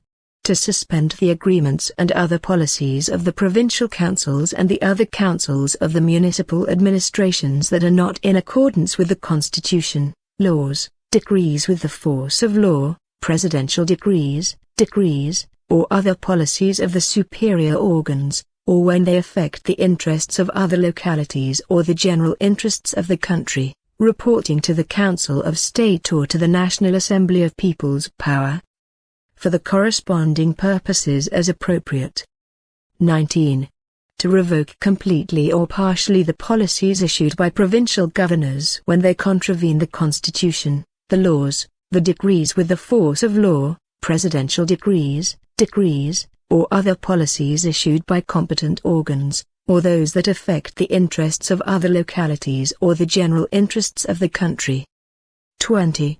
To revoke completely or partially the policies of the chiefs of the state's central administration organizations when they contravene the higher norms that they are obligated to comply with. 21. To create the commissions deemed necessary to facilitate compliance with the tasks assigned to it. 22. To designate or to substitute leaders and functionaries in accordance with the powers conferred by the law. 23. To submit its statutes for the approval of the National Assembly of People's Power or of the Council of State, and 24. The other duties conferred to it through the Constitution, the laws, or assigned by the National Assembly of People's Power or by the Council of State. Article 138. The Council of Ministers is collegial and its decisions are adopted through a simple majority vote of its members. Article 139. The Council of Ministers remains in office until the government within the new legislature is designated. Section 2. The Prime Minister. Article 140. The Prime Minister is the head of government of the Republic. Article 141. The Prime Minister is designated by the National Assembly of People's Power, upon the proposal of the President of the Republic, for a period of 5 years. To be designated as the Prime Minister, one must obtain an absolute majority vote in favor. Article 142. The Prime Minister is responsible before the National Assembly of People's Power and before the President of the Republic, to whom the Prime Minister must report to and inform of his or her activities, those of the Council of Ministers or of its Executive Committee, on the occasions indicated to the Prime Minister. Article 143. To be Prime Minister, one must be a representative within the National Assembly of People's Power, have reached the age of 35, be in full enjoyment of the civil and political rights, be a Cuban citizen through birth, and not possess any other citizenship. Article 144. The following duties correspond to the Prime Minister. 1. To comply with and to ensure respect for the Constitution and the laws. 2. To represent the government of the Republic. 3. To convene and to direct the sessions of the Council of Ministers or its Executive Committee. 4. To attend to and to monitor the performance of the activities of the state's central administration organizations, the national entities, or the local administrations. 5. To assume, temporarily and under extraordinary circumstances, the direction of any of the state's central administration organizations. 6. To notify the President of the Republic when the pertinent organizations are interested in replacing members of the Council of Ministers and, in each case, to propose the corresponding replacement. 7. To monitor the labor of the heads of the state's central administration organizations. 8. To deliver instructions to the provincial governors and monitor their implementation. 9. To adopt, in exceptional circumstances, decisions regarding the executive administrative issues within the competency of the Council of Ministers, when the urgent character of the situation or the issue to solve require it, informing this body or its executive committee of the decision after the fact. 10. To designate or to substitute leaders or functionaries, in accordance with the powers conferred by the law. 11. To sign legal orders adopted by the Council of Ministers or by its Executive Committee and to make them available by publication in the Official Gazette of the Republic. 12. To create commissions or temporary working groups for the realization of specific projects, and 13. Any other duty assigned by the Constitution and the laws. Section 3. Members of the Council of Ministers. Article 145. The following duties correspond to the members of the Council of Ministers. 1. To represent the Council of Ministers or the Prime Minister under circumstances that demand it. 2. To comply with the agreements and other decrees of the Council of Ministers and its Executive Committee that correspond to them and to report to the Prime Minister regarding their compliance. 3. To complete the tasks assigned to them by the Prime Minister and to exercise the duties that, in each case, are delegated to them. 4. To manage the matters and projects pertaining to the ministry or organizations under their supervision, issuing the necessary resolutions and decrees. 5. To issue, where it is not the express function of another state organ, the provisions required for the execution and application of the laws, decrees with the force of law, and other provisions that concern them. 6. To attend the Council of Ministers' sessions, with full voting rights, and present proposals for laws, decrees with the force of law, decrees, resolutions, agreements, or any other proposal deemed appropriate. 7. To designate or substitute executives and functionaries with the powers granted to them under the law, and 8. Any other duty assigned to them by the Constitution and the laws. Section 4. The State's Central Administration. Article 146. The number, denomination, mission, and functions of the ministries and other organizations that form part of the central administration of the state are determined by law. Chapter 5. The Tribunals of Justice. Article 147. The function of imparting justice emanates from the people and is exercised in their name by the People's Supreme Court as well as the other tribunals that are established by the law.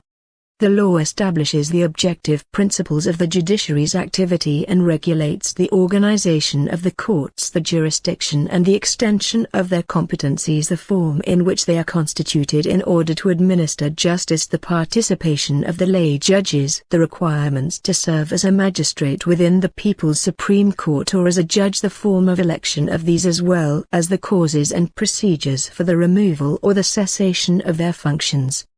Article 148. The courts constitute a system of state organs, structured with functional independence from any other. The People's Supreme Court exercises the maximum judicial authority and its decisions are definitive. Through its Council of Government, it does not exercise the legislative initiative or the regulatory power. It makes decisions and dictates norms that all courts are obligated to comply with. And, based upon their experiences, it imparts obligatory instructions to establish a uniform judicial practice in the interpretation and application of the law. Article 149. The magistrates and lay judges of the People's Supreme Court are elected by the National Assembly of People's Power or by the Council of State. The law determines the election of other judges. Article 150. The magistrates and judges, in their function of imparting justice, are independent and do not owe obedience except to the law. Additionally, they are irremovable from their position as long as there are no concurrent legal actions for the cessation of their duties or removal from their office. Article 151. The sentences and other final resolutions of the courts, issued within the limits of their competence, must be obligatorily obeyed by the organs of the state, the entities, and the citizens, both those who are directly affected by them as well as those without a direct interest in their execution must take part in them. Article 152. In the judicial proceedings in which the lay judges participate, they have the same rights and duties as the professional judges. The performance of their judicial duties, given their social importance, has priority with respect to their habitual occupation. Article 153. The audiences of all courts are public, except in cases in which state security, morality, public order, or respect for the person harmed by the crime or their family necessitate that they are held behind closed doors. Article 154. The People's Supreme Court reports to the National Assembly of People's Power regarding the results of its activities in the form and with the frequency established by the law. Article 155. The ability to remove magistrates or judges corresponds to the organ that elects them. Chapter 6. The Attorney General of the Republic. Article 156. The Attorney General of the Republic is the organ of the state that has, as its fundamental mission, the exercise of oversight over criminal investigations and the exercise of the public penal action in representation of the state. Additionally, the Attorney General ensures that the organs of the state, the entities, and the citizens observe strict compliance with the Constitution, the laws and other legal provisions. The law determines the other objectives and functions, as well as the form, extension, and opportunity in which the Attorney General will exercise the powers of the office.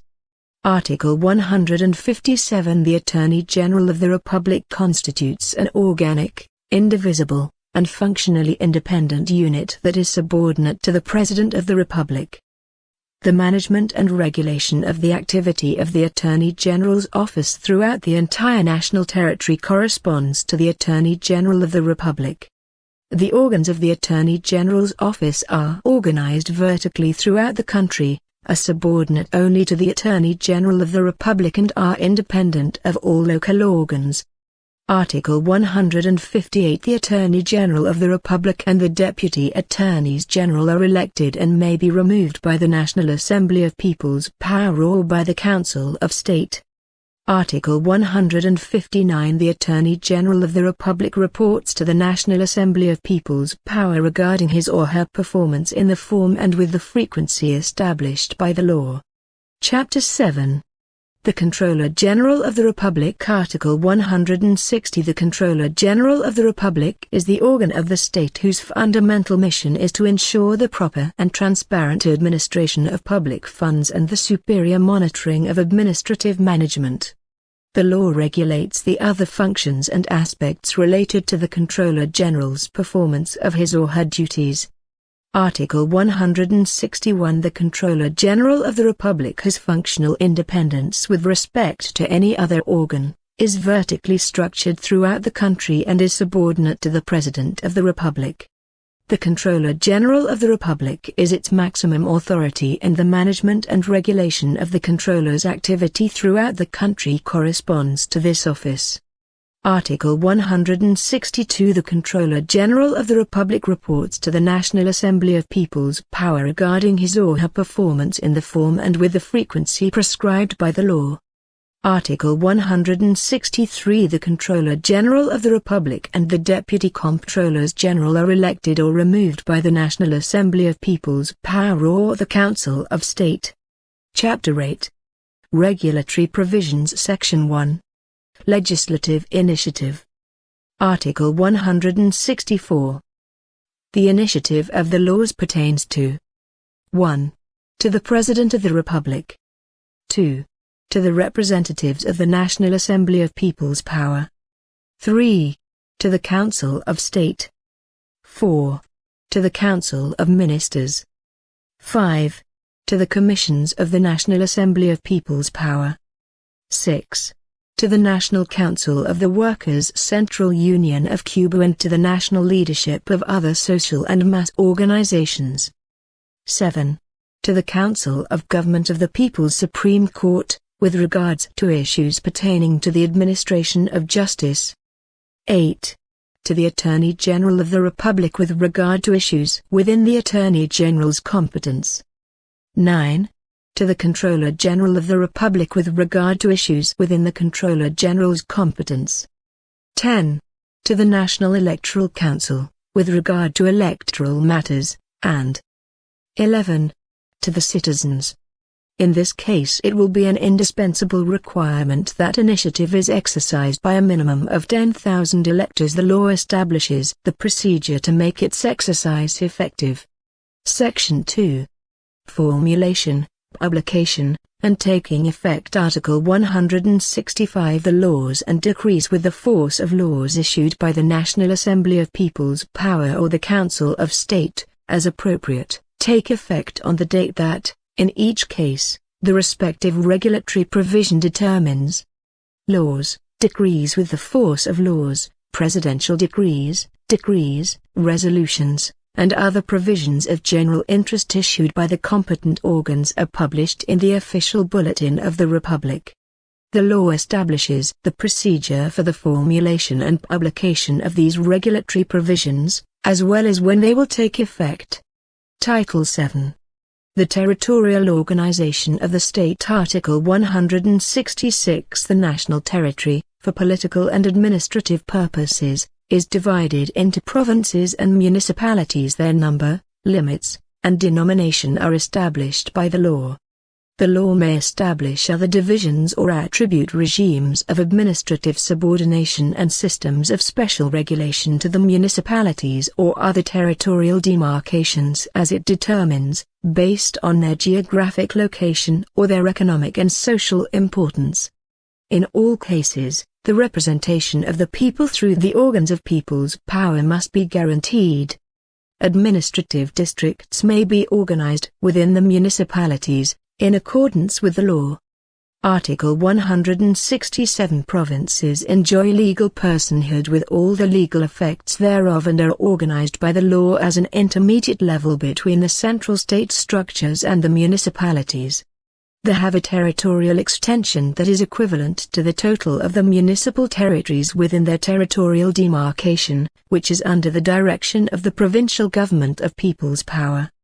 Article 168. The municipality is the local society, organized by the law, that constitutes the primary fundamental political administrative unit in the organization of the nation. A municipality enjoys autonomy and legal personhood, including all the legal effects thereof, with a territorial extension determined according to the necessary economic and social relations of its population as well as the interests of the nation, with the purpose of satisfactorily achieving the local necessities. A municipality is supported through its own funds in addition to allocations that it receives from the government of the Republic for the purposes of the economic and social development of its territory, and for other goals of the state, under the direction of a municipal assembly of people's power. Article 169. The autonomy of the municipality includes the election or designation of its authorities, the ability to decide how to use its resources, and the exercise of corresponding competencies, as well as to issue agreements and regulatory provisions necessary to exercise its powers in accordance with the Constitution and the laws. The autonomy is exercised in accordance with the principles of solidarity, coordination, and collaboration with the other territories of the country and without harming the interests of the nation. Title 8. Local Organs of People's Power. Chapter 1. The Provincial Government of People's Power. Section 1. General Provisions. Article 170. Each province is governed by a provincial government of people's power which works closely with the people and is composed of a governor and a provincial council. Article 171. The provincial government of people's power represents the state, and its fundamental mission is to work for the social and economic development of the territory, in accordance with the general objectives of the country, and to act as a coordinator between the state's central structures and the municipalities, for which the provincial government contributes to harmonizing the interests of the province and its municipalities, and exercises the duties and functions recognized by the Constitution and the laws. Article 172. The provincial government of people's power assists with the development of activities as well as with the implementation of the plans of the entities established within its territory that are not subordinate to it, in accordance with that which is outlined in the Constitution and the laws. Article 173. The provincial government of people's power, in the exercise of its functions and duties, may not assume nor interfere in those that, according to the Constitution and the laws, are powers granted to the municipal organs of people's power. Section 2. The provincial governor and deputy provincial governor. Article 174. The governor is the maximum executive administrative authority within the province. Article 175. The governor is elected by delegates of the municipal assemblies of people's power, upon the proposal of the President of the Republic, for a period of 5 years and in accordance with the procedures established in the law. Article 176. In order to serve as a governor, one must be a Cuban citizen by birth and may not possess any other citizenship, have reached the age of 30, reside within the province, and be in full enjoyment of his or her civil and political rights. Article 177. The governor is responsible before the National Assembly of People's Power, the Council of State, the Council of Ministers, and the Provincial Council, to whom the governor must report and provide information regarding his or her performance at the opportunity and with regard to the issues that they request. Article 178. The governor organizes and directs the provincial administration, for which he or she is assisted by the appropriate administrative entity. The law determines the creation, structure, and functioning of the provincial administration, as well as its relations with the national and municipal organs of people's power. Article 179. The following duties correspond to the governor. 1. To comply with, and ensure compliance with, the Constitution and the laws. 2. To convene and preside over the meetings of the Provincial Council. 3. To direct, coordinate, and monitor the labor of the organizing structures of the provincial administration, and, within the area of his or her competence, to issue regulatory provisions and adopt the corresponding decisions. 4. To call for and to monitor the implementation of the economic development plan as well as the implementation of the province's budget, in accordance with the policy agreed to by the competent national organs. 5. To call for and to monitor the implementation of the territorial and urban development and organization plans. 6. To designate and to substitute the leaders and functionaries of the provincial administration, and to submit for the ratification of the Provincial Council those cases that are prescribed by the law. 7. To present to the Council of Ministers, with prior agreement of the Provincial Council, the policy proposals that contribute to the province's holistic development. 8. To inform the Council of Ministers, with prior agreement of the Provincial Council, of those decisions of the superior organs that affect the interests of the community or are considered to have overstepped the authority of those that adopted them. 9. To suspend the agreements and orders of the councils of the municipal administration that do not conform with the Constitution, the laws, decrees with the force of law, presidential decrees, and other acts of the organs of the state, or when they affect the interests of other localities or the general interests of the country, informing the respective municipal assembly of people's power during the first session held after said suspension occurs. 10. To revoke or to modify the decrees that are adopted by the administrative provincial authorities that answer to it that contravene the Constitution, the laws, and other orders that are in force, or those that affect the interests of other communities or the general interests of the country. 11. To create temporary commissions or working groups. 12.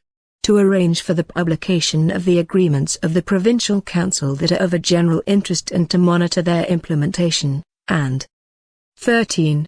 The other duties that the Constitution or the laws assign to it. Article 180. The Deputy Governor is elected in the same way, for the same period, and must meet the same requirements as the Governor. Article 181. The Deputy Governor performs the tasks delegated or assigned by the Governor. Additionally, the Deputy Governor replaces the Governor in the case of absence, illness, or death, in accordance with the procedure prescribed in the law. Section 3. The Provincial Council. Article 182. The Provincial Council is a deliberative and collegial organ that performs the functions prescribed within this Constitution and the laws. Its decisions are adopted through a favorable vote of a simple majority of its members. The Provincial Council is presided over by the Governor and is composed of the Deputy Governor, the Presidents and Vice Presidents of the corresponding local assemblies of people's power, and the municipal mayors. Article 183. The Provincial Council holds its ordinary sessions with the frequency established by the law, and the extraordinary sessions are held when they are convened by the Governor or requested by more than half of the members of the Provincial Council. Article 184. The following duties correspond to the Provincial Council. 1. To comply with, and, with respect to matters concerning the Council, to ensure compliance with the Constitution and the laws adopted by the competent state organs, as well as with the Provincial Council's own agreements. 2. To approve and to monitor, with regard to that which corresponds to it, the economic plan as well as the budget of the province. 3. To adopt agreements within the framework of the Constitution and the laws. 4. To orient and to coordinate the political, economic, cultural, scientific, social, defense, and public order activities provided for by the state. 5. To evaluate the results of the municipal administration's management and approve the actions to be realized. 6. To approve policy proposals that contribute to the province's holistic development, before their presentation to the Council of Ministers. 7. To reach decisions, upon the Governor's request, on matters regarding the competent organs that affect the community's interests or are considered to have overstepped the authority of those that adopted them. 8. To periodically analyze the provincial and municipal entities' attention to the proposals of the electors within their territory as well as the complaints or requests of the population. 9. To make recommendations to the Governor regarding his or her reports and other issues for which the Governor consults the Provincial Council. 10. To propose the suspension of agreements or provisions of the municipal assemblies of people's power within their territory to the Council of State. When the municipal assemblies' acts contravene the superior legal norms or otherwise affect the interests of the community. 11. To propose the revocation or modification of the agreements or orders of the municipal assemblies of people's power within their territory to the National Assembly of People's Power when the municipal assembly's acts contravene the superior legal norms or otherwise affect the interests of the community. 12. To create commissions or temporary working groups, and 13. The other duties that the Constitution or the laws assign to it. Chapter 2. Municipal Organs of the People's Power. Section 1. The Municipal Assembly of People's Power. Article 185. The Municipal Assembly of People's Power is the superior organ or the state within the locality and, in consequence, it is invested with the highest authority within its territory. In order to do this, it will exercise the duties that the Constitution and the laws assign to it within the areas of its competence. Article 186. The Municipal Assembly of People's Power is composed of the representatives elected within each of the districts into which its territory is divided into for electoral purposes through the free, equal, direct, and secret vote of the electors. Article 187. The Municipal Assembly of People's Power will be renewed every 5 years, which is the term during which its representatives will hold office. This mandate may only be extended through a decision of the National Assembly of People's Power, in the cases prescribed by the Constitution. Article 188. Upon its creation, the Municipal Assembly of People's Power will elect its President and Vice President and designate its Secretary, from among its representatives and in accordance with the requirements and the procedure prescribed by the law. The President of the Municipal Assembly of People's Power represents the state within its territory. The law establishes the duties of the President, the Vice President, and the Secretary of the Municipal Assembly of People's Power. Article 189. The ordinary and extraordinary sessions of the Municipal Assembly of People's Power are public, except in cases that the Council agrees to hold behind closed doors, due to the interests of the state or due to the issue under consideration referring to the honor of the people involved. Article 190. During the sessions of the Municipal Assembly of People's Power, a quorum of more than half the total members must be present. The Assembly's agreements are adopted by a simple majority vote. Article 191. The following duties correspond to the Municipal Assembly of People's Power. 1. To comply with and ensure compliance with the Constitution and other general regulatory provisions. 2. To approve and oversee, as appropriate, the economic plan, the budget, and the holistic development of the municipality. 3. To approve the urban and territorial development plans, and to oversee their implementation. 4. To select, designate, revoke, or substitute the President, Vice President, and Secretary of the Assembly, as necessary. 5. To designate or to substitute the municipal mayor, upon the proposal of the President of the Municipal Assembly. 6. To designate or to substitute the rest of the members of the municipal administration, upon the proposal of the mayor. 7.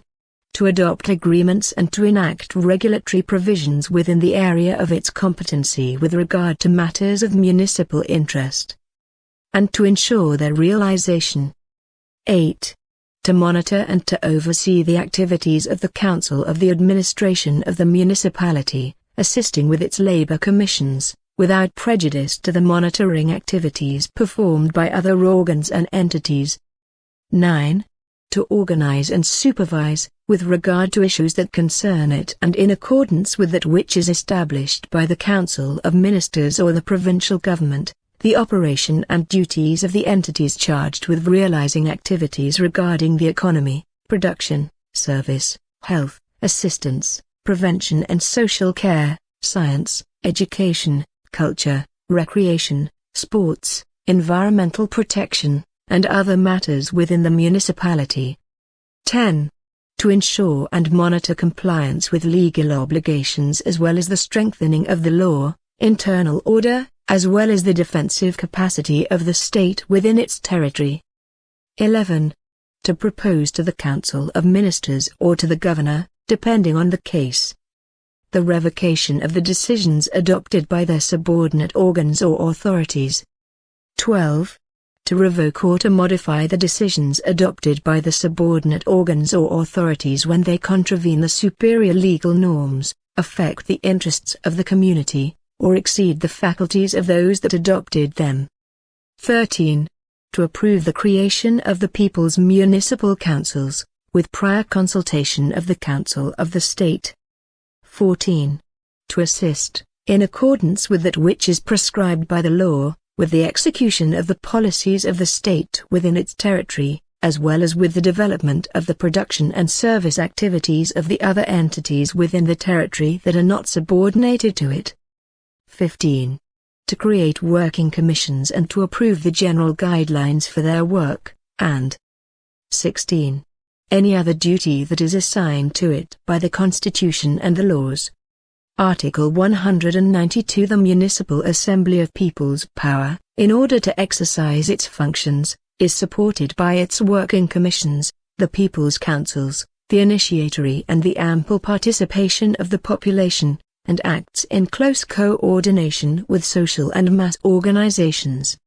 Section 2.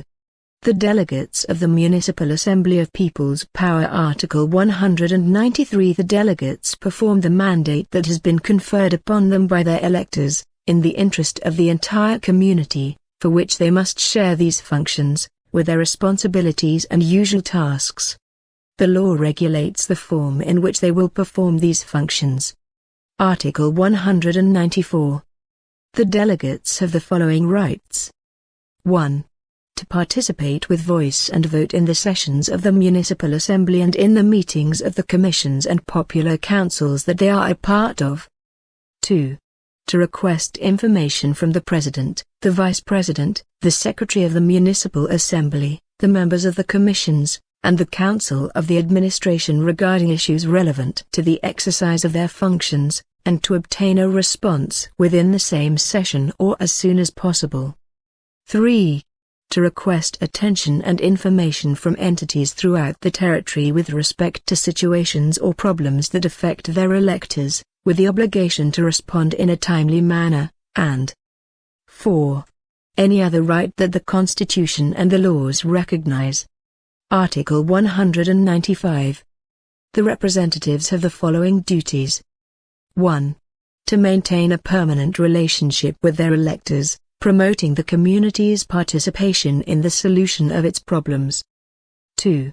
To inform the Municipal Assembly and the administration of the locality of the opinions, needs, and difficulties that are communicated to them by their electors, and to work towards generating solutions for them, with regard to that which pertains to them. 3. To inform the electors about the policies that are adopted by the Municipal Assembly as well as the means adopted to resolve the necessities proposed by the population or the difficulties encountered in attempting to resolve them. 4. To periodically report to the electors regarding their activities, in accordance with that which is established in the law, and to inform the Assembly, the commissions, and the People's Council to which they belong regarding their compliance with the tasks that have been entrusted to them when required. And 5. Any other duty that is recognized the Constitution and the laws. Article 196. The representative's mandate is revocable at any moment. The law determines the form, causes, and procedures for revocation. Section 3. Commissions of the Municipal Assembly of People's Power. Article 197. The permanent working commissions are constituted by the Municipal Assembly of People's Power that attends to the specific interests of the locality. They are formed in order to assist with the realization of the activities within their locality and, in particular, in order to monitor the subordinate municipal entities. Additionally, the commissions may request that the entities of other subordinate levels within the territory keep them informed regarding matters that directly affect the locality. The temporary commissions perform the specific tasks assigned to them within the period indicated to them. Section 4. The People's Council. Article 198. The People's Council is a local organ of people's power that is representative, vested by the highest authority to perform its functions and, without constituting an intermediate authority for the purposes of the political administrative division of the country, it is organized within cities, towns, neighborhoods, villages, and rural areas. It is made up of delegates selected within the districts of the locality's territorial demarcation. The delegates selected must also determine who among them will preside over the council. Representatives of the social and mass organizations, as well as important entities within the territory, may be invited to the meetings of the People's Council, depending upon the issues and themes to be dealt with the principal objective of strengthening coordination and collective effort for the benefit of the community, within the functions that they themselves perform. Article 199. The Popular Council represents the population of the area within which it acts as well as the Municipal Assembly of People's Power. It monitors the entities of production and services with a local impact, and it actively works to satisfy economic, health, welfare, educational, cultural, sport, recreational, and other needs as well as those in the area of prevention and social care, thereby promoting the maximum participation of the population and local initiatives in order to achieve these initiatives.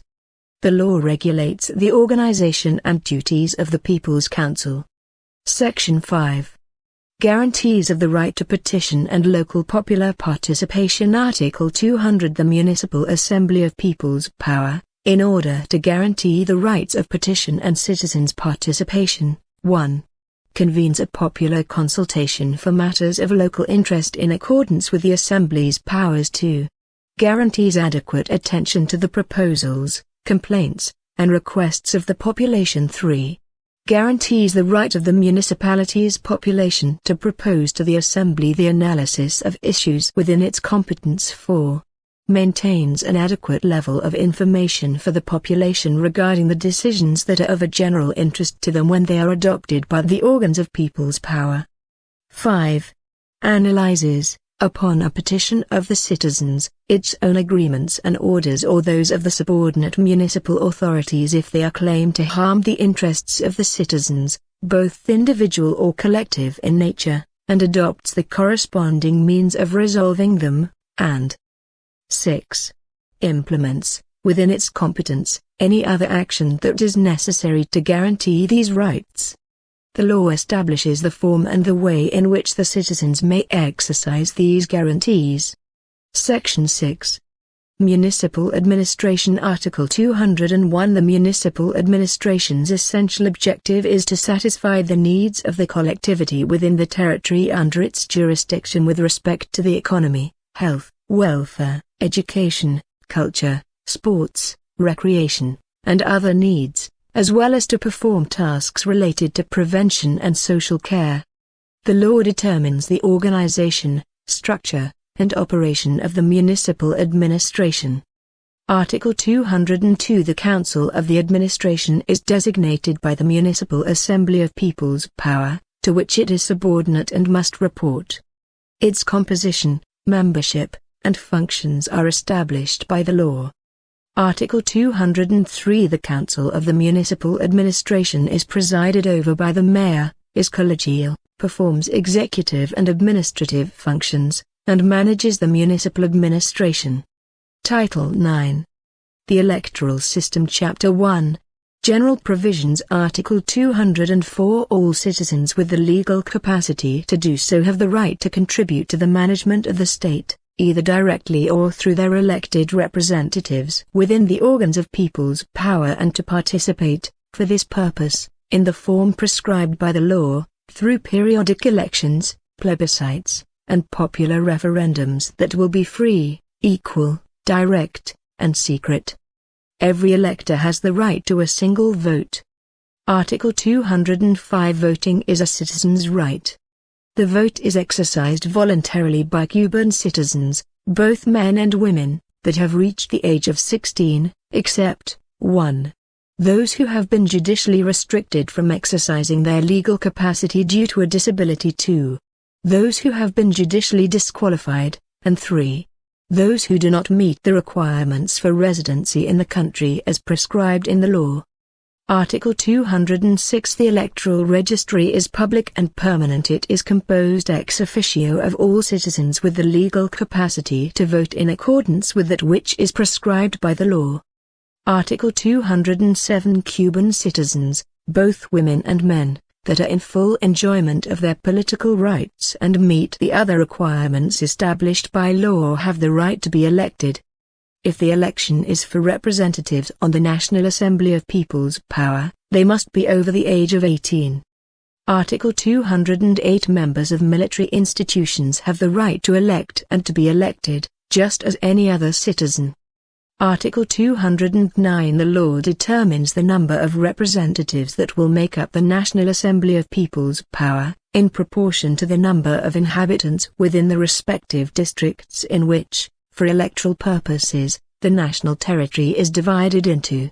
The representatives on the National Assembly of People's Power and the delegates on the Municipal Assemblies of People's Power are elected through a vote of the electors that is free, equal, direct, and secret. The law regulates the procedure for their election. Article 210. To be considered elected, a representative or a delegate must have obtained more than half of the valid votes cast within the electoral district that the individual seeks to represent. In the case that a vote of more than half is not obtained, or in other cases of vacant positions, the law regulates the form in which the election will proceed. Chapter 2. The National Electoral Council. Article 211. The National Electoral Council is the permanent organ of the state with the fundamental mission of organizing, directing, and supervising the elections, popular consultations, plebiscites, and referendums that are convened. It handles and responds to the complaints that are lodged with regard to elections and performs the other functions recognized by the Constitution and the laws. The National Electoral Council guarantees the veracity, transparency, efficiency, publicity, authenticity, and impartiality of the processes of democratic participation. Article 212. The National Electoral Council has functional independence with respect to any other organ and reports to the National Assembly of People's Power regarding the performance of its functions. Additionally, once an electoral process is complete, it informs the nation of the result. Article 213. The National Electoral Council is made up of a president, a vice president, a secretary, and the other members prescribed by the law. The members of the National Electoral Council are elected and removed, as necessary, by the National Assembly of People's Power or, in some cases, the Council of State. Article 214. The organization, functioning, membership, and designation of the electoral authorities at all levels is regulated by the law. Persons that are nominated or who occupy popularly elected offices may not be members of the electoral organs. Article 215. The National Electoral Council monitors the production of and updates to the electoral registry, in accordance with that which is established in the law. Article 216. All state organs, their leaders and functionaries, and other entities are obligated to collaborate with the National Electoral Council in the exercise of their functions. Title X. Defense and National Security. Chapter 1. General Provisions. Article 217. The Cuban state bases its policy of defense and national security on the defense of independence, territorial integrity, sovereignty, and peace through the prevention and consistent engagement with the risks, threats, and aggressions that affect their interests. Its strategic conception of defense is based on the war of all the people. Chapter 2. The National Defense Council. Article 218. The National Defense Council is the superior organ of the state whose primary mission is to organize, direct, and prepare the country during times of peace to defend itself and to ensure compliance with the norms in force related to the defense and security of the nation. During extraordinary situations or disaster, it directs the country and assumes the duties that correspond to the organs of the state, with the exception of constituent power. Article 219. The National Defense Council is composed of the President of the Republic, who presides over it and, in turn, designates a vice president and the other members determined by the law. The law regulates the organization and operation of the National Defense Council and its structures at its various levels. Chapter 3. The Armed Forces of the State. Article 220. The military institutions of the state are the Revolutionary Armed Forces and the armed formations of the Ministry of the Interior that, in order to achieve their functions, rely on the participation of military and civilian personnel. The law regulates the organization and operation of these institutions as well as the military service that citizens must perform. Article 221. The military institution's essential mission is to ensure and maintain the independence and sovereignty of the state, its territorial integrity, its security, and peace. Chapter 4. Extraordinary Situations and Disaster. Article 222. In the interest of guaranteeing national defense and security in the case of foreign military aggression, the imminent threat of such aggression, or other circumstances that affect the nation's security and defense, Extraordinary situations are the state of war, general mobilization, or the state of emergency may be temporarily decreed throughout the entire country. The state of emergency may also be decreed within a part of the national territory. The law regulates the form in which situations of exception are declared, their effects, and their termination. Article 223. In the case of a disaster of any kind that affects the population or the economic or social infrastructure and that exceeds the capacity or the normal response and recovery of the country or of the territory affected, a situation of disaster may be decreed. The law regulates the establishment, effects, and termination of situations of disaster. Article 224. While situations of exception and disaster are in force, the law determines the rights and duties recognized by the Constitution, whose exercise must be regulated in a different manner. Article 225. The National Defense Council, upon re-establishing normalcy within the country, reports to the National Assembly of People's Power regarding its decisions and management during this period. Title 11. Reform of the Constitution. Article 226. This Constitution may only be reformed by the National Assembly of People's Power through an agreement adopted, in a nominal vote, by a majority of no less than 2/3 of the total membership. Article 227. The following are able to promote constitutional reforms. 1. The President of the Republic. 2. The Council of State. 3. The Council of Ministers. 4. The representatives of the National Assembly of People's Power, through a proposition signed by no less than 1/3 of its members. 5. The Central National Council of Cuban Workers and the national authorities of other mass and social organizations, and 6.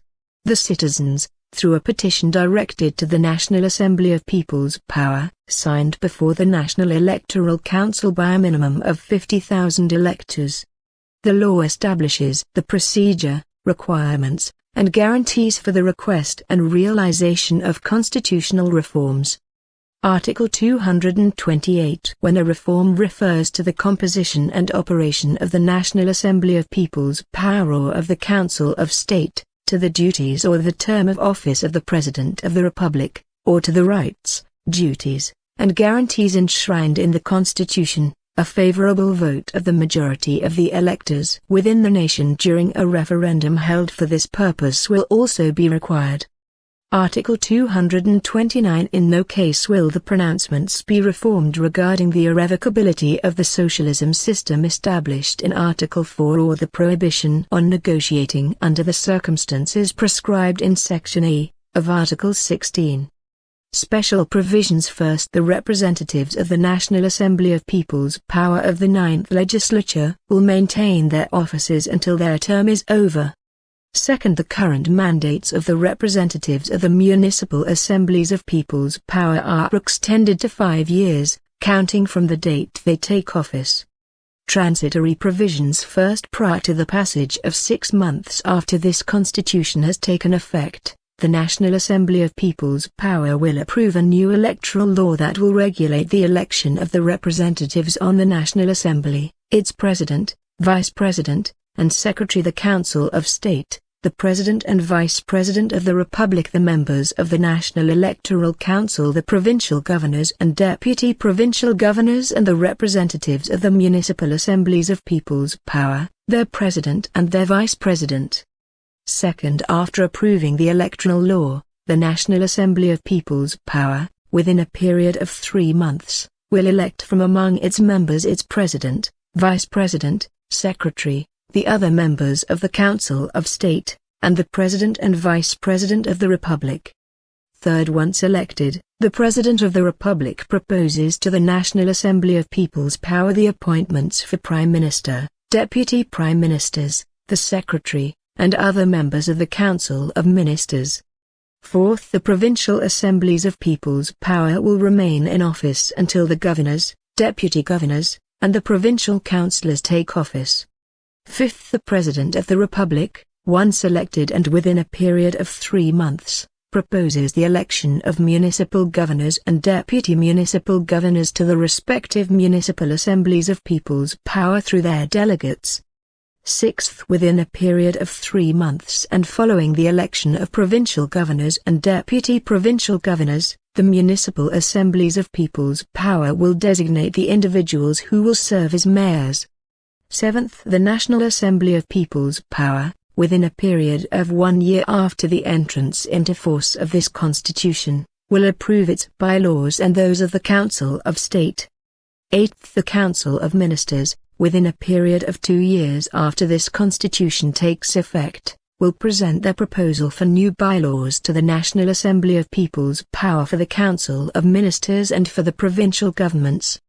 9th, the National Assembly of People's Power, within a period of 2 years after the Constitution takes effect, will approve the bylaws of the municipal assemblies of people's power and of their councils of administration. 10th, the Council of Government of the People's Supreme Court, within a period of 18 months after this Constitution takes effect, will present to the National Assembly of People's Power a proposal of a new law of the People's Courts that will have been adjusted to the changes presented by this Constitution as well as to the proposed modifications to the law of penal procedure and to the law of civil, administrative, labor, and economic procedures, where appropriate. 11th, in response to the referendum that took place, the National Assembly of People's Power will, within a period of 2 years after the Constitution takes effect, begin the process of popular consultation and referendum for the Family Code program, which must include the form that a marriage may take. 12th, the National Assembly of People's Power, within a period of 18 months after this Constitution takes effect, will approve the legislative modifications required to effectuate that which is prescribed in Article 99, which refers to the possibility of citizens to access legal institutions in order to defend their rights. 13th, the National Assembly of People's Power will approve, within a period of 1 year after this Constitution takes effect, a legislative schedule for the implementation of the laws developed by the precepts established in this Constitution. Final provisions. First, the Constitution of the Republic of Cuba of February 24, 1976, is derogated, which includes the changes made during the reforms of 1978, 1992, and 2002.